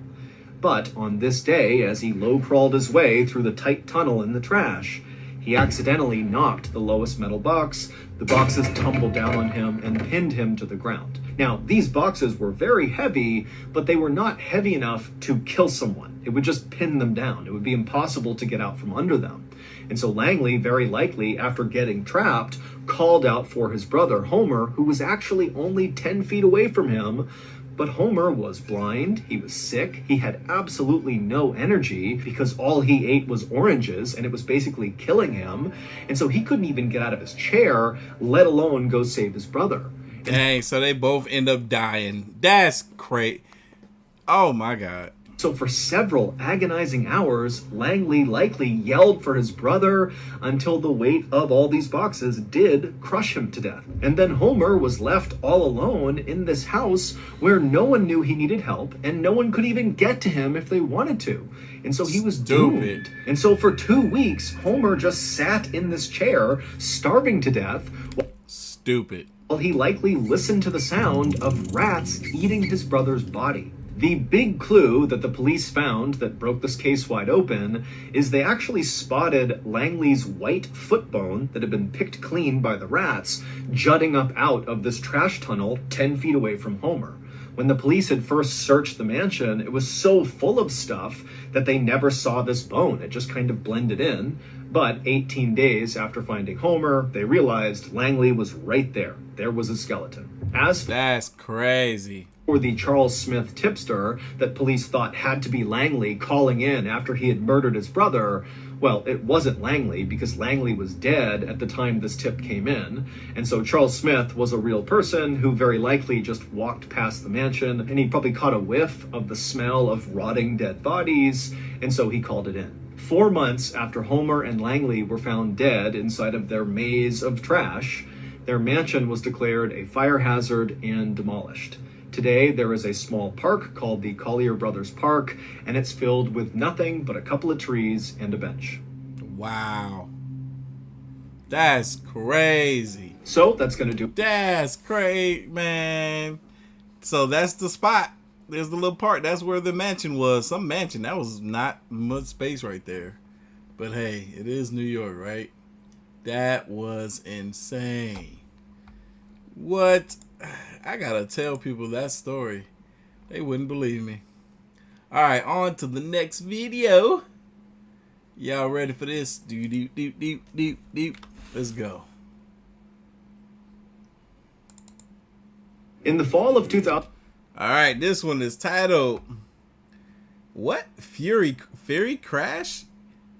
Dark secret revealed in a Taco Bell. What? Let's see. In the fall of 2004, an undercover police officer in Texas was standing in line inside of a fast food restaurant when he turned around to scan the room. Now, he acted like he was just kind of nonchalantly looking around, kind of people watching, the way people do when they're waiting in lines, but he really wasn't doing that. In reality, what he was doing was taking a quick glimpse of 2 people eating by the window inside of this restaurant that he had been following all day that day. But when he took this quick glimpse of these 2 people, he noticed something totally bizarre that he had not caught earlier in the day.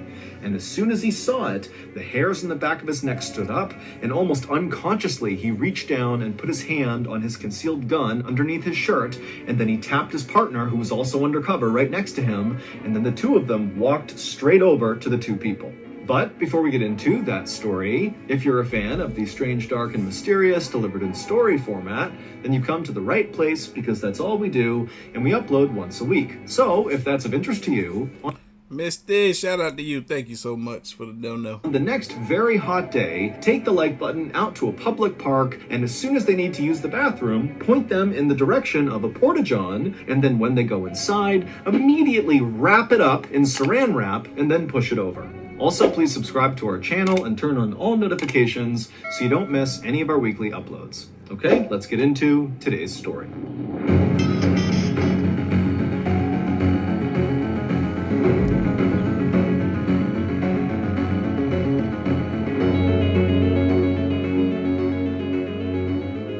On the evening of June 17th, 2004, a 21-year-old woman named Molly Daniels pulled into the driveway of her little home that she shared with her husband and two kids in suburban Texas.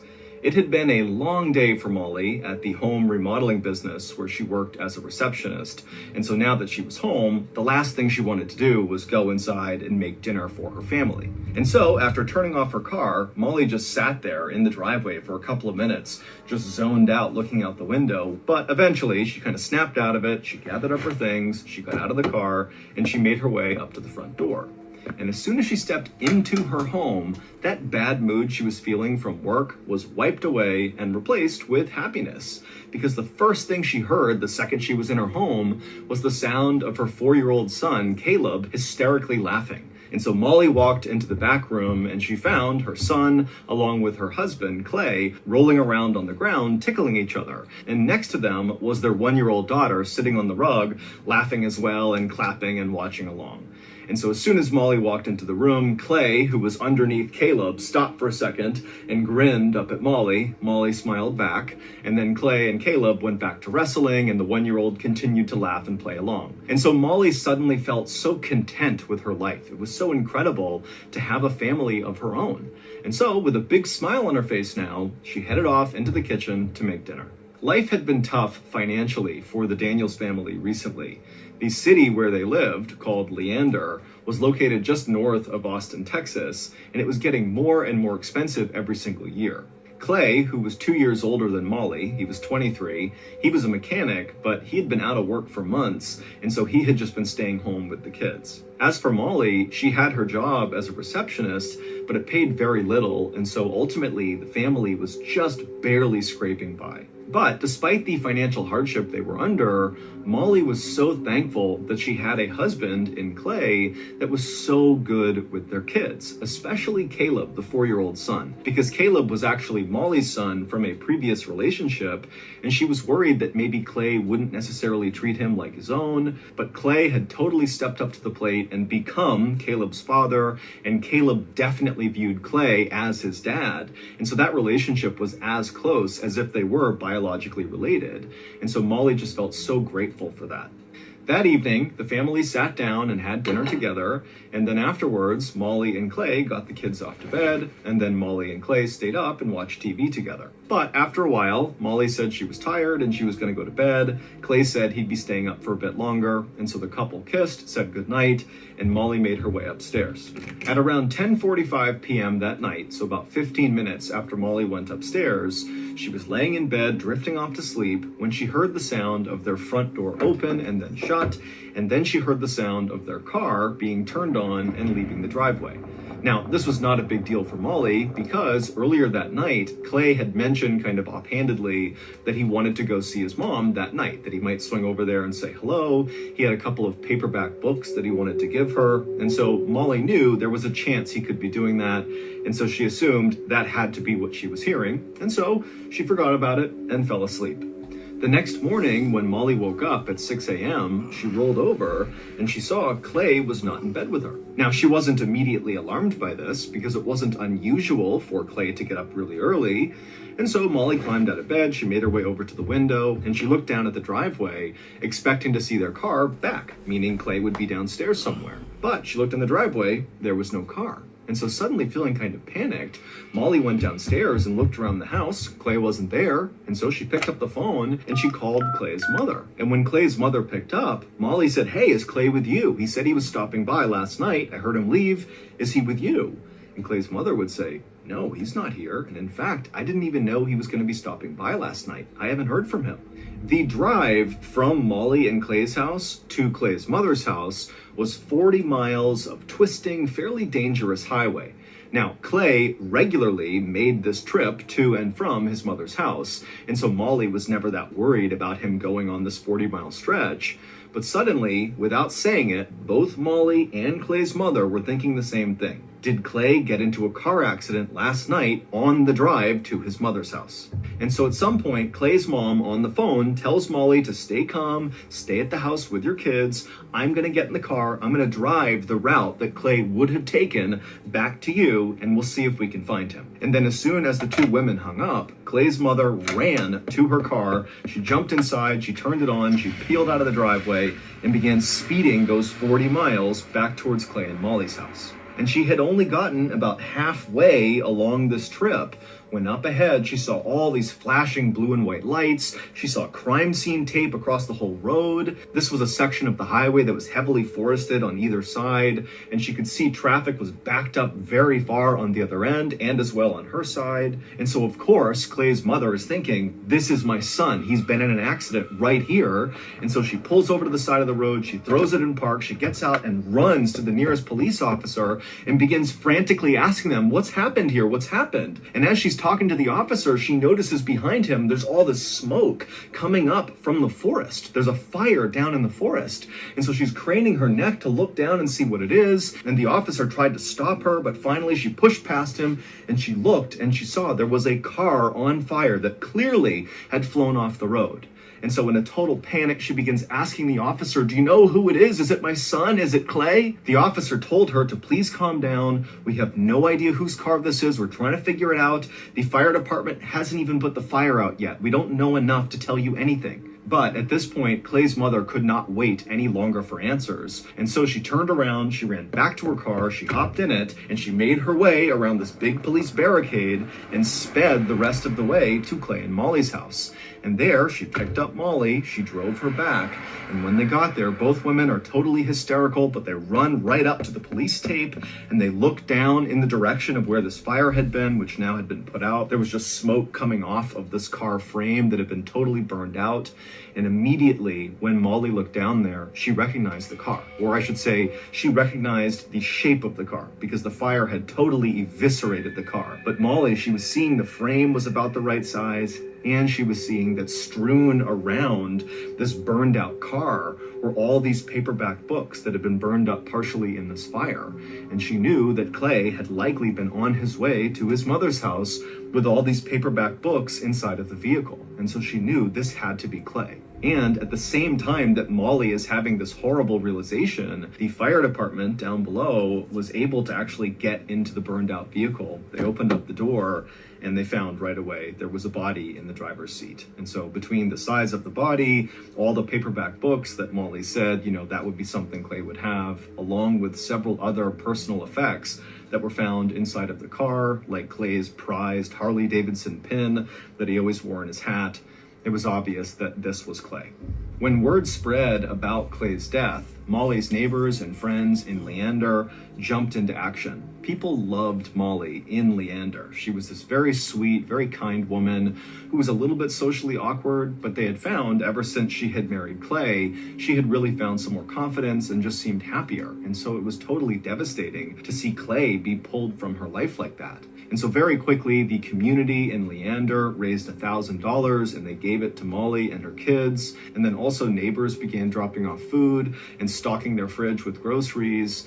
And even though Molly couldn't even eat, she was so grief-stricken from the loss of Clay, she still very much appreciated the effort that people were making to comfort her. But as the community rallied around Molly and her kids to get them through this difficult time, the police were starting to ask some questions about how exactly this crash that had killed Clay actually happened. Because there were some oddities about the scene of the accident.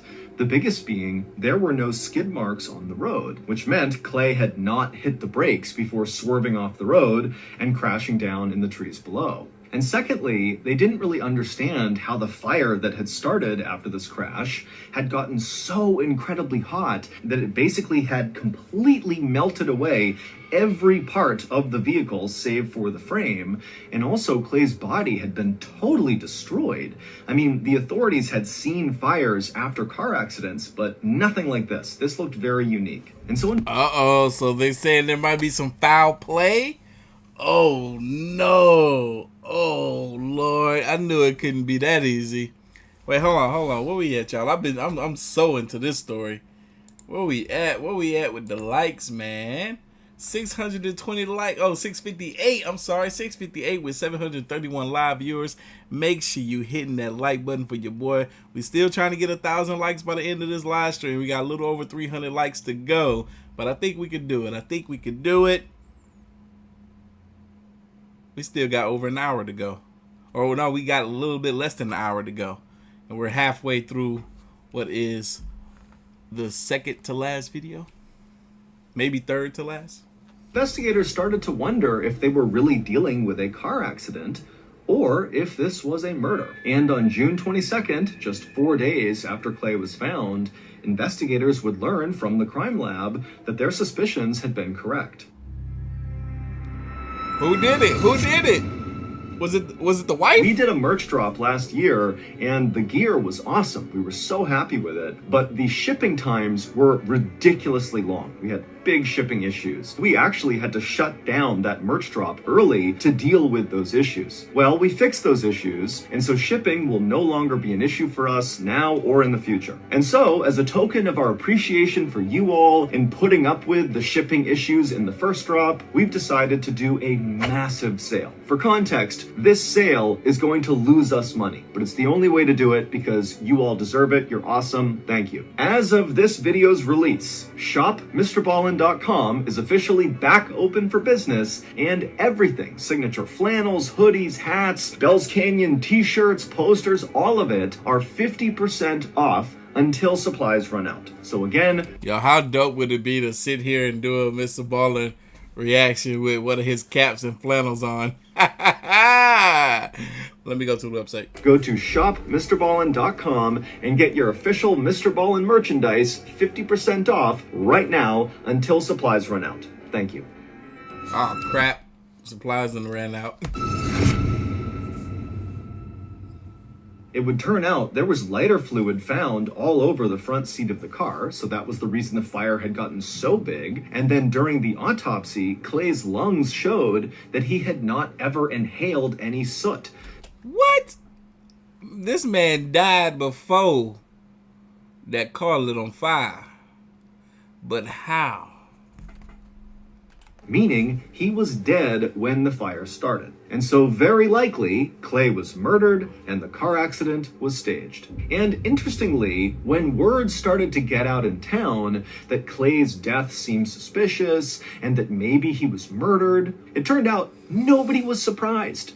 Because even though Molly adored Clay and thought he was a great father, most other people in Leander hated him. He was known around town to be this totally short-tempered guy who would just pick fights with people out of the blue. In fact, at Clay's own funeral, his literal best friend stood up to eulogize him, and during this, he said, "I think honestly, the world is a better place without Clay." And so investigators began looking into Clay's background to see if they could find connections with people that might have a grudge or some reason to be mad at Clay who might want to do him harm. And very quickly, investigators found something.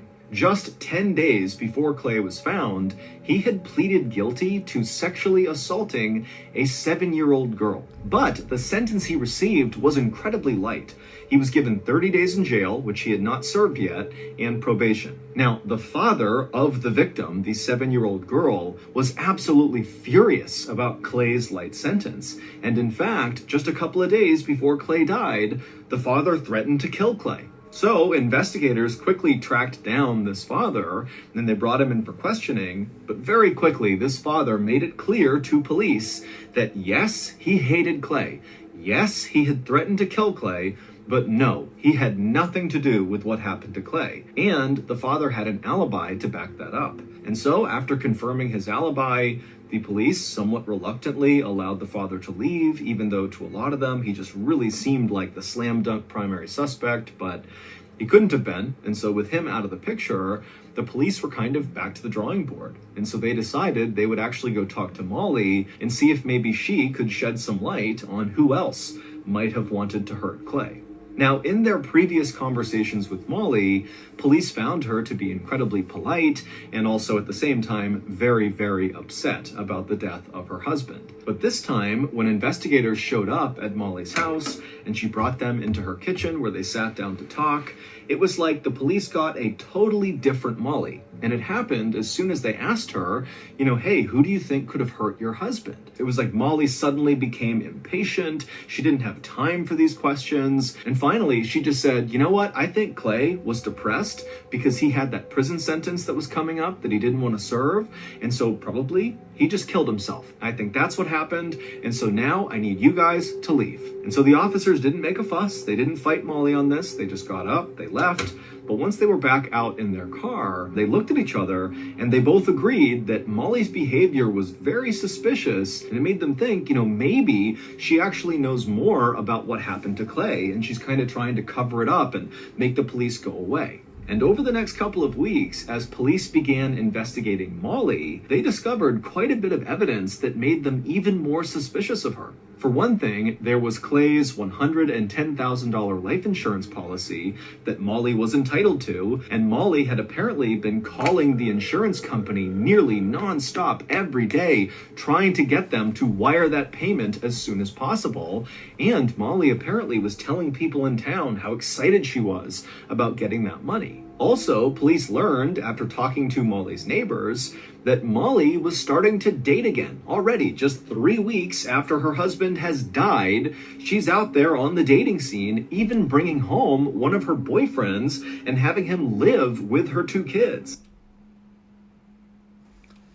I didn't want to say, because I was hoping Molly was a good girl, but as soon as there was some suspicion that something happened to him, like foul play, first person popped in my head was Molly, his wife. First person.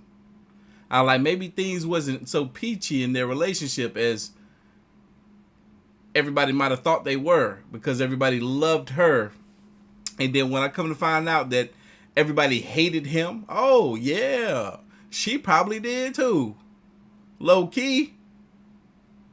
3 weeks after your husband and you out there dating again, you done moved a whole nother man in your house? Oh yeah, you checked out of that relationship a long time ago. You just had to check him out the equation. How could you think you would get away with something like this? What, because you thought, oh, everybody hates my husband. They gonna point the finger at everybody else before they point the finger at me. You was gonna let somebody else take the fall for what you did. Especially the man that wanted to take him out. Luckily, he had an alibi. Molly. You been popping, Molly? And according to Molly's babysitter, this new boyfriend that was coming into the house was really upsetting Caleb, the 4-year-old, who had been so close with Clay. The babysitter would say that Caleb, who normally was a very mellow child back when Clay was still alive, was now very violent and emotional, and periodically he would just stop, look up into the sky, and scream, "I love you, Daddy!" But when the babysitter brought this up to Molly and said, really, you should get your son some some help here. Molly got angry and said Caleb was fine, it was none of her business, and then she slammed the door on the babysitter. But despite how suspicious Molly now seemed, there wasn't any real evidence that actually linked her to Clay's death. And so finally, in the fall of 2004, so several months after Clay's death, and still the police have not figured out who killed him or how he died and how he wound up in this inferno by the side of the road, they decided to kind of reinvigorate this investigation into Molly. They really wanted to find evidence that she was involved in Clay's death. And so they decided to put a surveillance team on Molly 24/7. And at first, the undercover police would report that Molly's behavior was incredibly routine. She basically did the same things every single day. She got up, she got the kids out the door, she went to work. Afterwards, she picked her kids up from the babysitter, she went home, she fed her kids, and then they all went to bed, and they did it all again the next day. The only deviation from her schedule was periodically she would go out after work to run some errands, like go to the grocery store. But then on December 3rd, so 6 months after Clay was found, Molly would finally break her routine. On that day, dang, they were trailing her for 6 months. You know, by then Molly thought she was in the clear. The first 4 months, she thought she was in the clear. She like, I done got away with murder. Look, I'm still, I don't know for sure if she did it, but still. If so, first 4 months, she was like, I'm good. I done got away with it. Next 6 months, she's still good. She done got away with it. But nah, they trailing you, woman. You don't even know it. 6 months, they watching your every move. They patient. I ain't got the time. Look, I hope they got paid well. Molly, on her way home from work, made a pit stop in this parking lot near several local stores. So she parked her car, she got out, but then instead of walking into one of these stores to run an errand or something, she walked to a dark-colored Mustang that was parked in the parking lot as well, and a guy was driving it. This guy the cop didn't recognize, with dark hair. Molly walked up to him and began talking to this guy through the window, and then at some point, Molly began very suspiciously looking over her shoulder like she was trying to see if anyone was watching her, and then she walked around and climbed into the Mustang with this guy. She shut the door, and then the two of them drove off together. And so the undercover police officer followed after them, and eventually the Mustang containing Molly and this guy pulled into the parking lot of a Taco Bell, a fast food restaurant. And so they stopped, they got out, and the undercover officer watched as the two of them casually walked inside of the Taco Bell. They ordered some food, and they sat down by the window to eat. And so by then... How come I feel like it's the husband that was in the blue Mustang? Because remember the beginning of this story? The cop was, like, MrBallen told the story of the cop, being in the Taco Bell too undercover, right? Pretending to just glance around like he just, and then he looks over at the two of them, Molly and this guy, and then he's like in shock. Why would he be in shock? What did he see? Unless, in fact, indeed, he saw, potentially, her husband. I could be wrong, but let's see if I'm right. Let's go. At this point, the undercover officer, he's not seeing anything incriminating happening here, but what he's seeing is such a break from her routine that it just seemed really suspicious, and he wanted to go inside and have a look. Makes sense. And so he called for backup from another undercover officer who was part of the surveillance team. He came into the parking lot. I don't want to look at the chat right now. Y'all might give some of it away. With 716 likes, I like it. Hit that like button, y'all. We trying to get to 1,000 by the end of the live stream. We got 750 live viewers. Come on now, baby. And then the two of them, these two officers who are wearing plain civilian clothes, they both got out of their unmarked vehicles and they casually walked into the Taco Bell and they got in line to order food. And as they were standing in line, one of the undercover officers casually turned around in line and very nonchalantly scanned the room, like he was looking at nothing in particular. But in reality, what he was doing was taking a quick glimpse at Molly and this guy she was with. And when the officer took this quick glimpse, he noticed something very strange about the guy that Molly was sitting with. Something that the officer hadn't seen before, but now that he was up close, he could see it. And as soon as he saw this strange thing, The officer tapped on his partner's shoulder like, all right, we're doing something here. The officer reached down, put his hand on his concealed gun underneath his shirt, and then he walked across the restaurant, not even pretending to be undercover at this point. He's basically giving away that he's a cop. He strode right over to their table, and when he stopped in front of them, Molly and the guy she was with both looked up at him in surprise, and the officer just stared down at the guy. Not at Molly, just at the guy. The strange thing the officer had caught when he looked over at the guy was that he recognized him. This was someone he knew personally from being in law enforcement in the area. This guy was Clay Daniels, Molly's supposedly dead husband. He had just clearly dyed his blonde hair black. It would turn out Molly and Clay had staged his death in order to keep him from having to serve that prison sentence. I knew it. Boy, I'm good. I'm good. I should be a professional at figuring this stuff out. I knew it. Wow. They done staged this man's death to keep him out of jail. Woo, no wonder she was acting all super suspicious and stuff. Look at here. For the sexual assault charge, and so they could collect on the $110,000 life insurance policy. The body that was found inside of the burned out car was obviously not Clay's. It was the body of an 81-year-old woman who Clay had dug up from some isolated cemetery, thrown inside of his vehicle, and then pushed his vehicle off the road and lit on fire with lighter fluid. And so that was why there was no skid marks up on the road, because again, this was not a car accident, it was staged. And so after Clay and Molly staged Clay's death, it actually worked. People really believed that Clay had died. They were questioning how he died, but nobody really thought it wasn't Clay. And so their plan was working. But after 3 weeks of being apart, with Clay kind of hanging out by himself away from the town, Clay and Molly just couldn't stand to be apart any longer. And so Clay dyed his blonde hair black. That was the only thing he did to disguise his identity. And then he just moved back into the home with Molly and the kids. Sneaky, sneaky. Dude, y'all stupid. Oh, man. 3 weeks. 3 weeks. Man, y'all back to dating each other. Your husband, move him back in the house. How you gonna move a dead man back in the house and think that nobody would notice? I guess them ignorant folks wasn't noticing for a while, but that's so stupid. This man needed to hightail it to a different town, and you needed to not be around him or see him until you yourself do the same thing. Collect that money, $110,000, and just be like, I'm so sad, I gotta go. And you take the kids and y'all go and move to wherever he at. And he better be far. I'm not saying this is something y'all supposed to be doing. Look, I'm just, if you gonna do some stupid mess, do it right. Do it stupid. Oh, man. They deserve to get caught. They stupid. And so that was the new boyfriend that neighbors were seeing Molly with. At least they didn't actually take nobody's life. They dug up that's messed up still. We're gonna dig up this woman.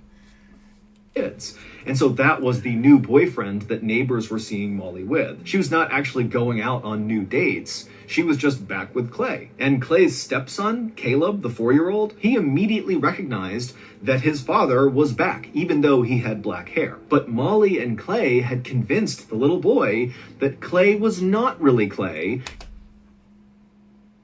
How y'all gonna do the boy like that? That's messed up. That's messed up. Y'all gonna do this boy like that. Instead, this was the new boyfriend, Jake. This is very likely why Caleb had begun acting out.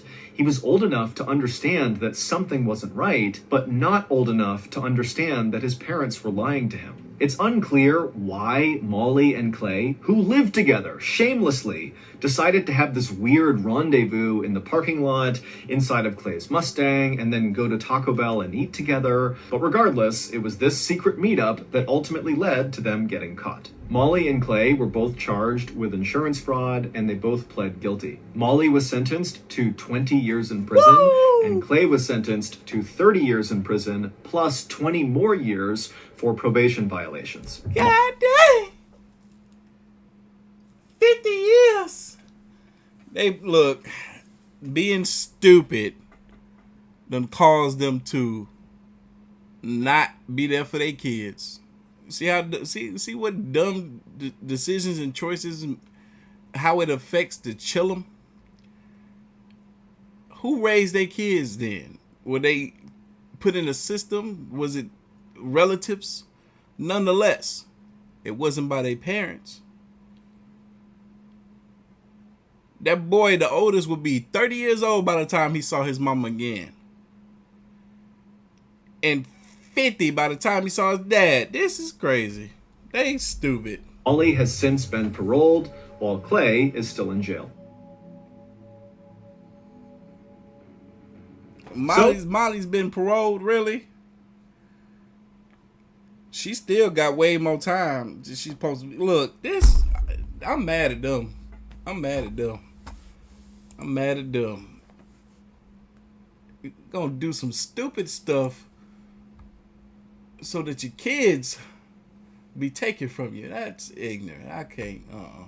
Anyway, we got another video. Today's video. Y'all, this gonna be the last video of the night. Even skeptics can't explain how this man vanished. Let's check this out. Today's video is primarily geared towards skeptics because the story I'm going to tell you today is often cited as proof that we are not alone in this universe. Yeah, okay, now we're talking my language. Aliens! That aliens exist. So, take a listen to the story, and at the end, let me know if you... I gotta get in the mood for this one. I gotta put my alien shirt on now. Hold on, wait a minute. Aliens real. I know it. I know they are. I seen them with my own two eyes. Not really, but I will one day. They coming to a theater near you. I'll be right back.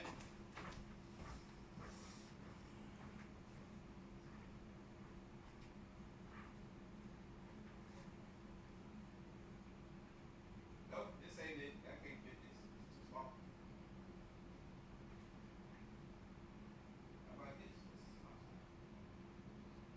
No, that's way too small. Don't.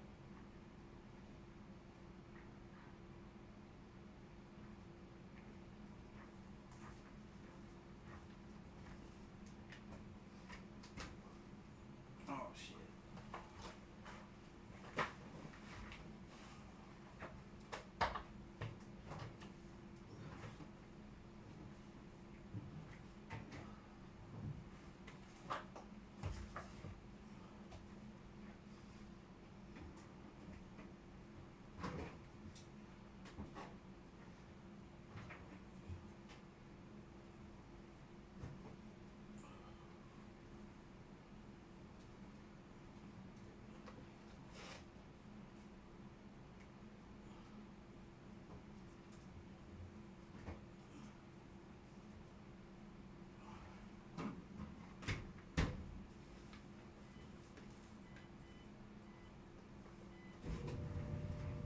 You know what? Never mind. I can't find my shirt. Oh, there it is.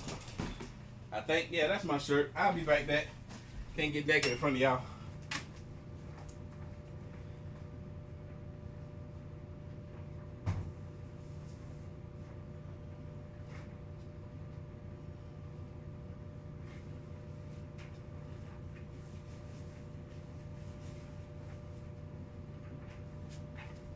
Yeah, buddy.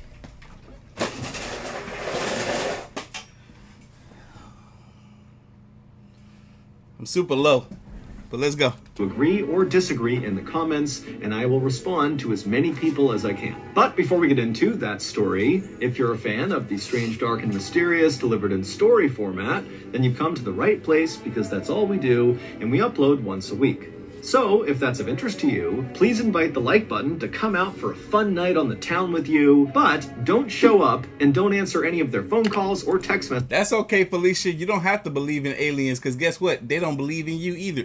messages all night. Also, please subscribe to our channel and turn on all notifications so you don't miss any of our weekly uploads. Okay, let's get into today's story. Look, this poor green screen is already damaged, so it'll be okay. I need another one anyway.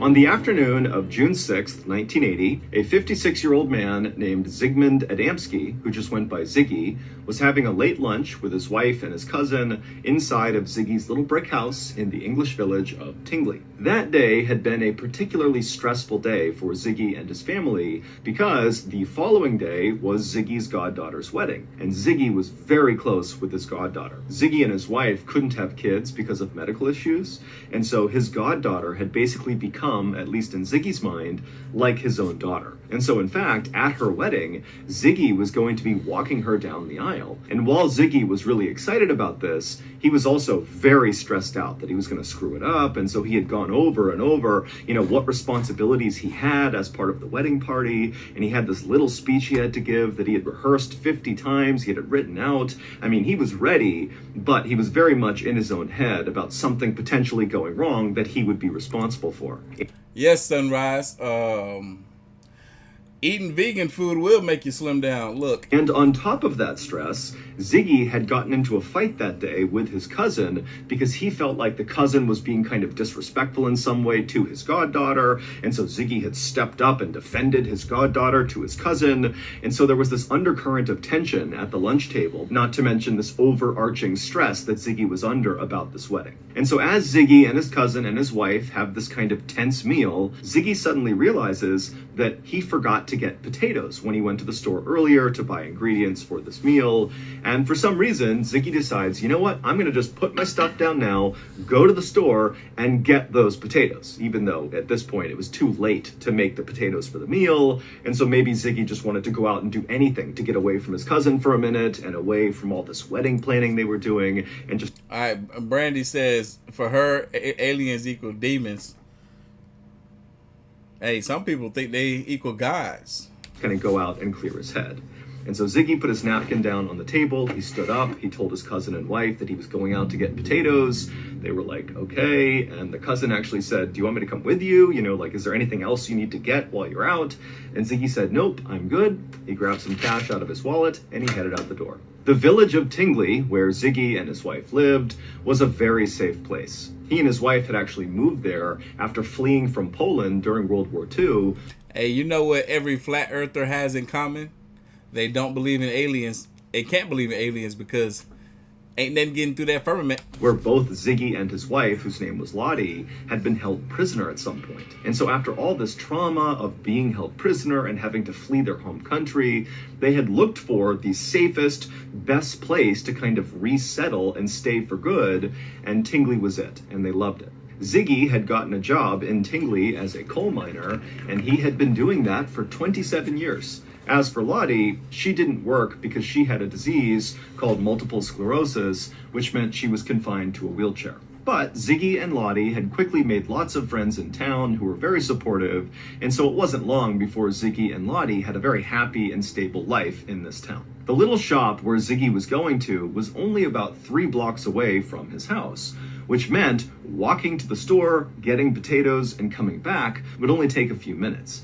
And so Lottie and the cousin back home, they expected to see Ziggy really come back within, and after about 30 minutes went by, Lottie actually got really concerned because Ziggy was just not the type of person to do stuff unannounced. He was incredibly methodical, he was very punctual and reliable, and so being late from this little trip to the store was just so uncharacteristic that Lottie told the cousin, hey, you go to the store and see if Ziggy is there, see what's going on here. Ziggy had worked in the coal mine for nearly 30 years, and he had some serious lung issues from breathing in all of the coal, and so Lottie was thinking, maybe he collapsed or something along the way. away from these breathing issues. But when the cousin got to the shop owner told the cousin that they had seen Ziggy. He had come in about 25 minutes earlier, he had bought a bag of potatoes, seemed totally normal, everything was fine, and he had left, walking back in the direction of his home. And so the cousin thanked the shopkeeper and then left and began jogging back towards Ziggy's house, thinking, maybe he had just not seen him on the way, that maybe Ziggy was sitting down somewhere on this 3-block path. But the cousin got all the way home and didn't see any sign of Ziggy. And so after going back inside of the house, the cousin and Lottie talked about what they should do, and they actually went back out into the neighborhood asking around, asking neighbors and other people if they had seen Ziggy. But after a couple of hours of canvassing the neighborhood and not finding Ziggy or finding any indication of what happened to him, Lottie ended up calling the police. But the police were not inclined to launch a huge investigation for a grown man who's only been missing for a couple of hours in his neighborhood with no sign of foul play or any other sign that anything really bad had happened. And after the police began asking questions of Lottie and the neighbors about what Ziggy's life was like, they learned that recently Ziggy had been declined for an early retirement from the coal mine. Because of those breathing issues he was having, he had requested to retire now, but they said no. And so Ziggy was really upset about that. He was really stressed about this wedding of his goddaughter the next day. He had been fighting with his cousin. Also, Ziggy was basically taking care of his wife, who's in this wheelchair all the time. And so because of all these stressors in Ziggy's life, the police started to wonder if maybe it was possible that Ziggy had not been going to get potatoes, but in fact was just kind of abandoning his family. And so ultimately, on the day that Ziggy went missing, the police told Lottie and Ziggy's cousin that they should just sit tight, see if he comes back tonight, and if he doesn't, go to the wedding tomorrow because Ziggy is so close with the goddaughter. If he's having some sort of issue right now, he's very likely to come back for something as significant as this wedding. And so Lottie and Ziggy's cousin stayed at the house all night. Ziggy did not come back. They didn't hear from him. And the next day they went to the wedding, but Ziggy didn't show up for that either, even though he's supposed to walk his goddaughter down the aisle. And so after coming back from this wedding, Lottie called the police, she called local hospitals, she talked to all of her neighbors. I mean, she really put out like an all-points bulletin to everybody in the area that something terrible has happened to Ziggy and we need to find him. But despite police beginning to lean into this and her neighbors really going out in force to try to find Ziggy, no one could find him. He had just vanished.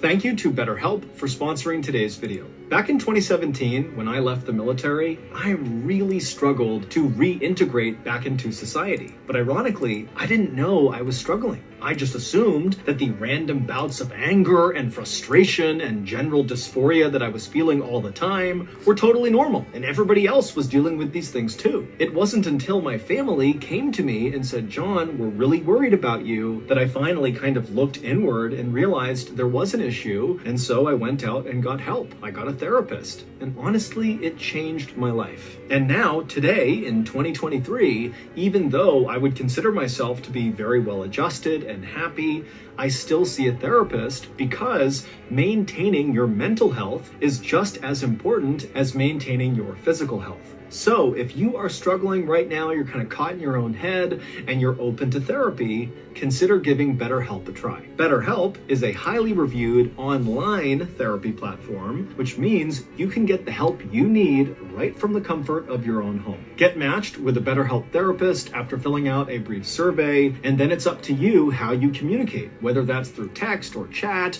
or a phone call or video call or some combination. And if at any time you want to change your therapist, it's free and easy to do so. Go to our sponsor, betterhelp.com/MrBallen for 10% off your first month of therapy with BetterHelp and get matched with a therapist who will listen and help.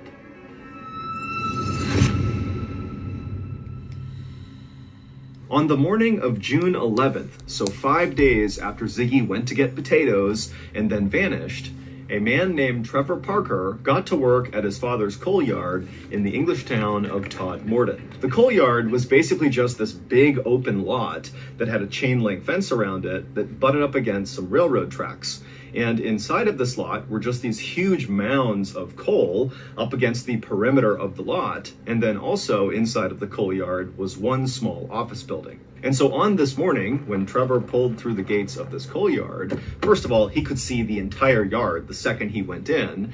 And as he looked out, all he noticed was the fact that everything was wet from an early morning storm. And so after just kind of surveying around the lot to make sure none of the coal got blown around from the storm, he made his way to the small office building to do some paperwork. Trevor would work inside of that office building for a while. And Hey, Felicia, I got a Chinese restaurant for you that's really good here in Atlanta, in Chamblee.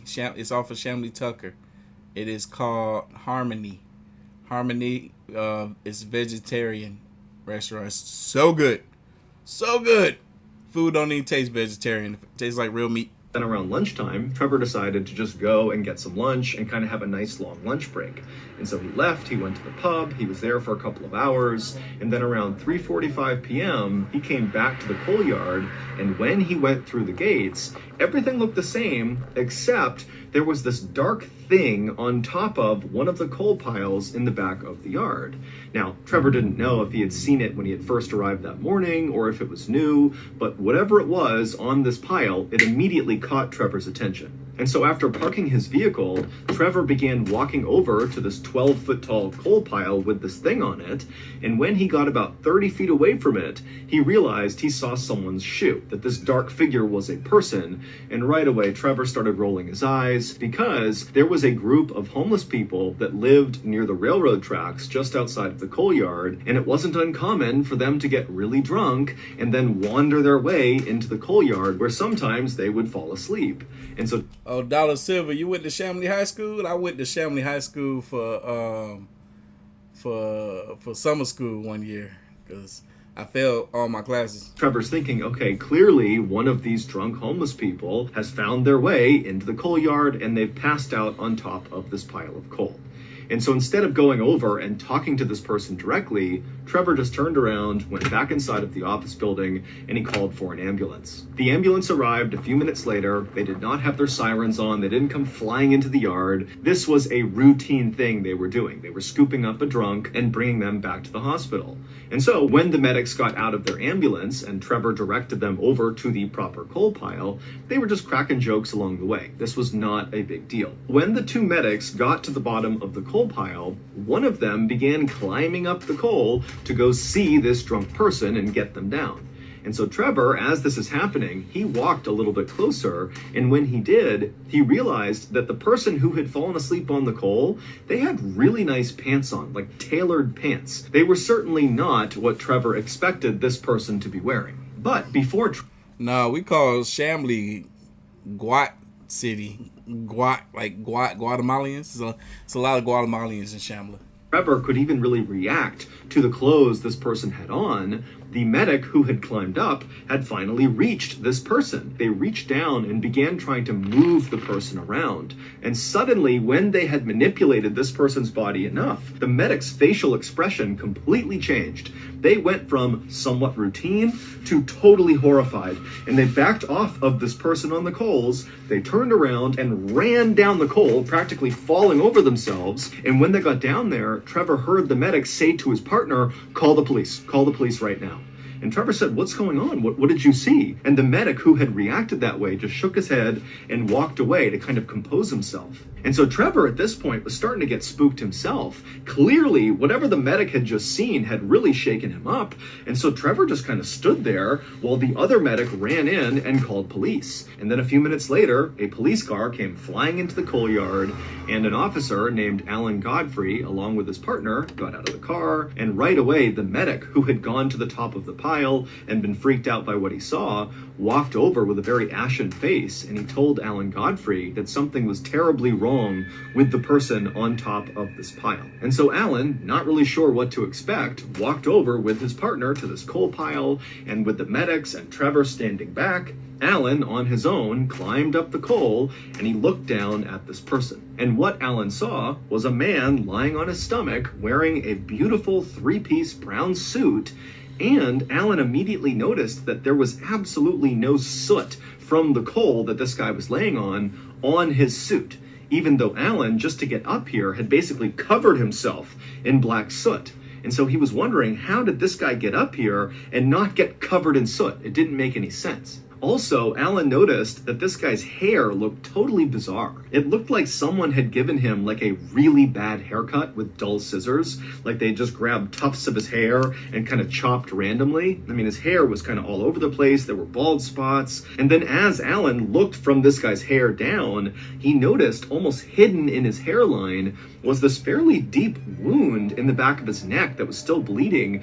But there was this weird green jelly-like substance very obviously placed over this wound. And Alan had no idea what this substance was. But as weird as all that was, that didn't explain why the first medic had basically completely panicked and run away.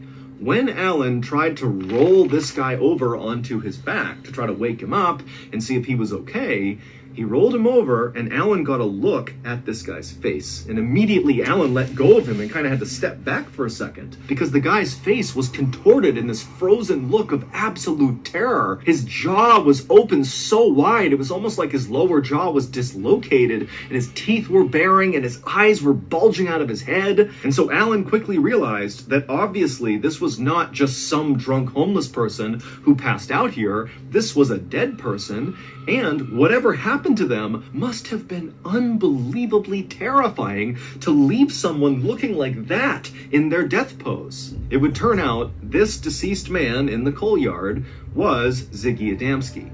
But this did not solve the mystery of what happened to Ziggy 5 days earlier. That it always amazes me when someone dies and their face is frozen in terror or fear. Like, how?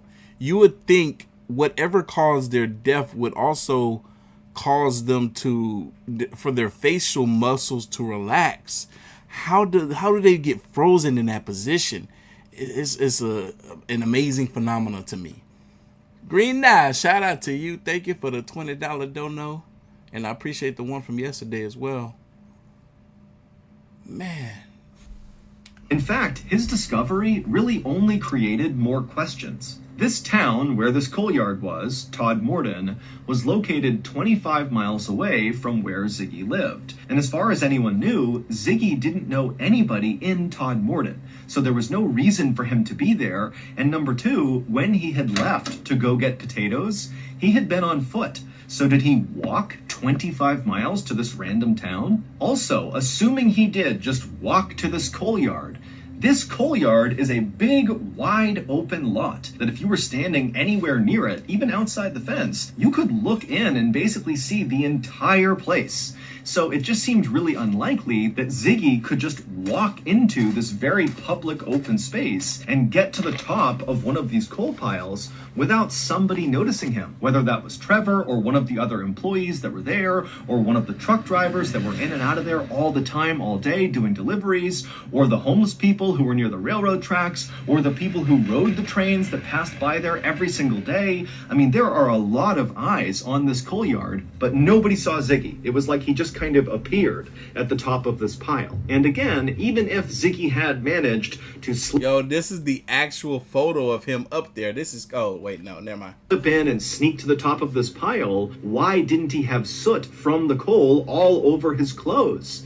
And if maybe he had been brought there, if someone had killed him and put him on this coal pile, there's even more reason he would have soot all over him, because they would have had to drag him up to the top of the pile. And even putting all of that aside, if someone really did kill Ziggy and they placed him on this pile, why? This is a very open public place. Someone is going to find him. You're going to get caught if you're the killer. And then, of course, there is the issue of what Ziggy was wearing. That brown three-piece suit he was wearing that had no soot on it, it wasn't his, and it wasn't put on right. The buttons were not lined up. It almost looked like somebody else who didn't know how to put a suit on had tried to dress Ziggy. And then Ziggy also did not have an undershirt on. It was just the jacket over his skin. And then also Ziggy had this totally bizarre haircut that looked like someone who didn't know how to give a haircut had cut his hair.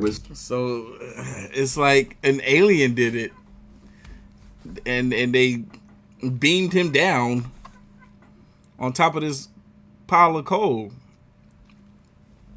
How else did you explain him not having any soot on him? Scissors and said, good enough. And then, of course, you have this wound on the back of Ziggy's neck. Now, the wound itself was determined not to be fatal. It was a fairly deep cut, but it wouldn't have killed him. However, the most significant part of that wound was that green jelly that had been placed across the back of it. During Ziggy's autopsy, they were unable to figure out what this green jelly was, and they ran dozens and dozens of tests on it. And also, during the autopsy, the coroner would determine that Ziggy had actually died the same day he had been found. So this green jelly, they wasn't able to determine what it is. Alien! It was alien in origin. So he was doing something for 5 days between going missing and being on this coal pile, but nobody knows what it was. And as for his cause of death, the coroner was not entirely sure, but it did seem like he died of a heart attack. The coroner would search all of Ziggy's body for signs of some sort of fight he might have gotten into, some sort of defensive wound on his body, but there was nothing. However, the coroner did find there were very small burns on the back of his neck that were caused by acid, but it was unclear how those got there. When they inspected Ziggy's stomach, they determined that he had been eating and drinking regularly, and so he was not malnourished, he was not dehydrated. He was relatively healthy when he died. He just had this heart attack for unknown reasons, and apparently whatever gave him the heart attack scared him so badly, his face contorted in that horrible way. Ultimately, the coroner just kind of gave up and ruled that Ziggy had died of natural causes, and then the case was closed. But to this day, no one really has any idea how Ziggy went from going out to get groceries to winding up 25 miles away, dressed differently, with this haircut, with this jelly on him and acid burns, dead with this horrible look on his face on this coal pile. It doesn't make any sense. This case has become very famous because people say it is the best example of alien abduction. That Ziggy had left his house to get groceries, got abducted by aliens, and then over 5 days, these aliens did stuff to Ziggy, including cutting into his neck and dropping acid on him, and then they put that green stuff on the back of his neck. They dressed him the way they thought people dressed, in the suit, but they didn't really do it right, and then they literally just dropped him on top of this coal pile, which would explain why he didn't have soot all over him. He was dead, they dropped him, and he just landed on the top of the coal pile. And even if you think that's totally far-fetched, keep in mind, still today, we do not know what that green jelly compound was on the back of his neck. It's literally never been identified, and people have been trying to figure it out for 40 plus years. Also, it's worth noting, aliens! Aliens! I'm telling you, just because you didn't see it happen, the math is mathing. The math add up to aliens. One of the responding police officers, Alan Godfrey, claimed to have seen a UFO within weeks of finding Ziggy Adamski. Look, if I can get this chair fixed tomorrow, I will do another UFO video. Alien! So that's gonna do it. That's gonna do it. Like you said, that's gonna do it. Y'all, we made it to the end of this 3-hour long live stream. I hope y'all enjoyed yourselves. I most certainly did.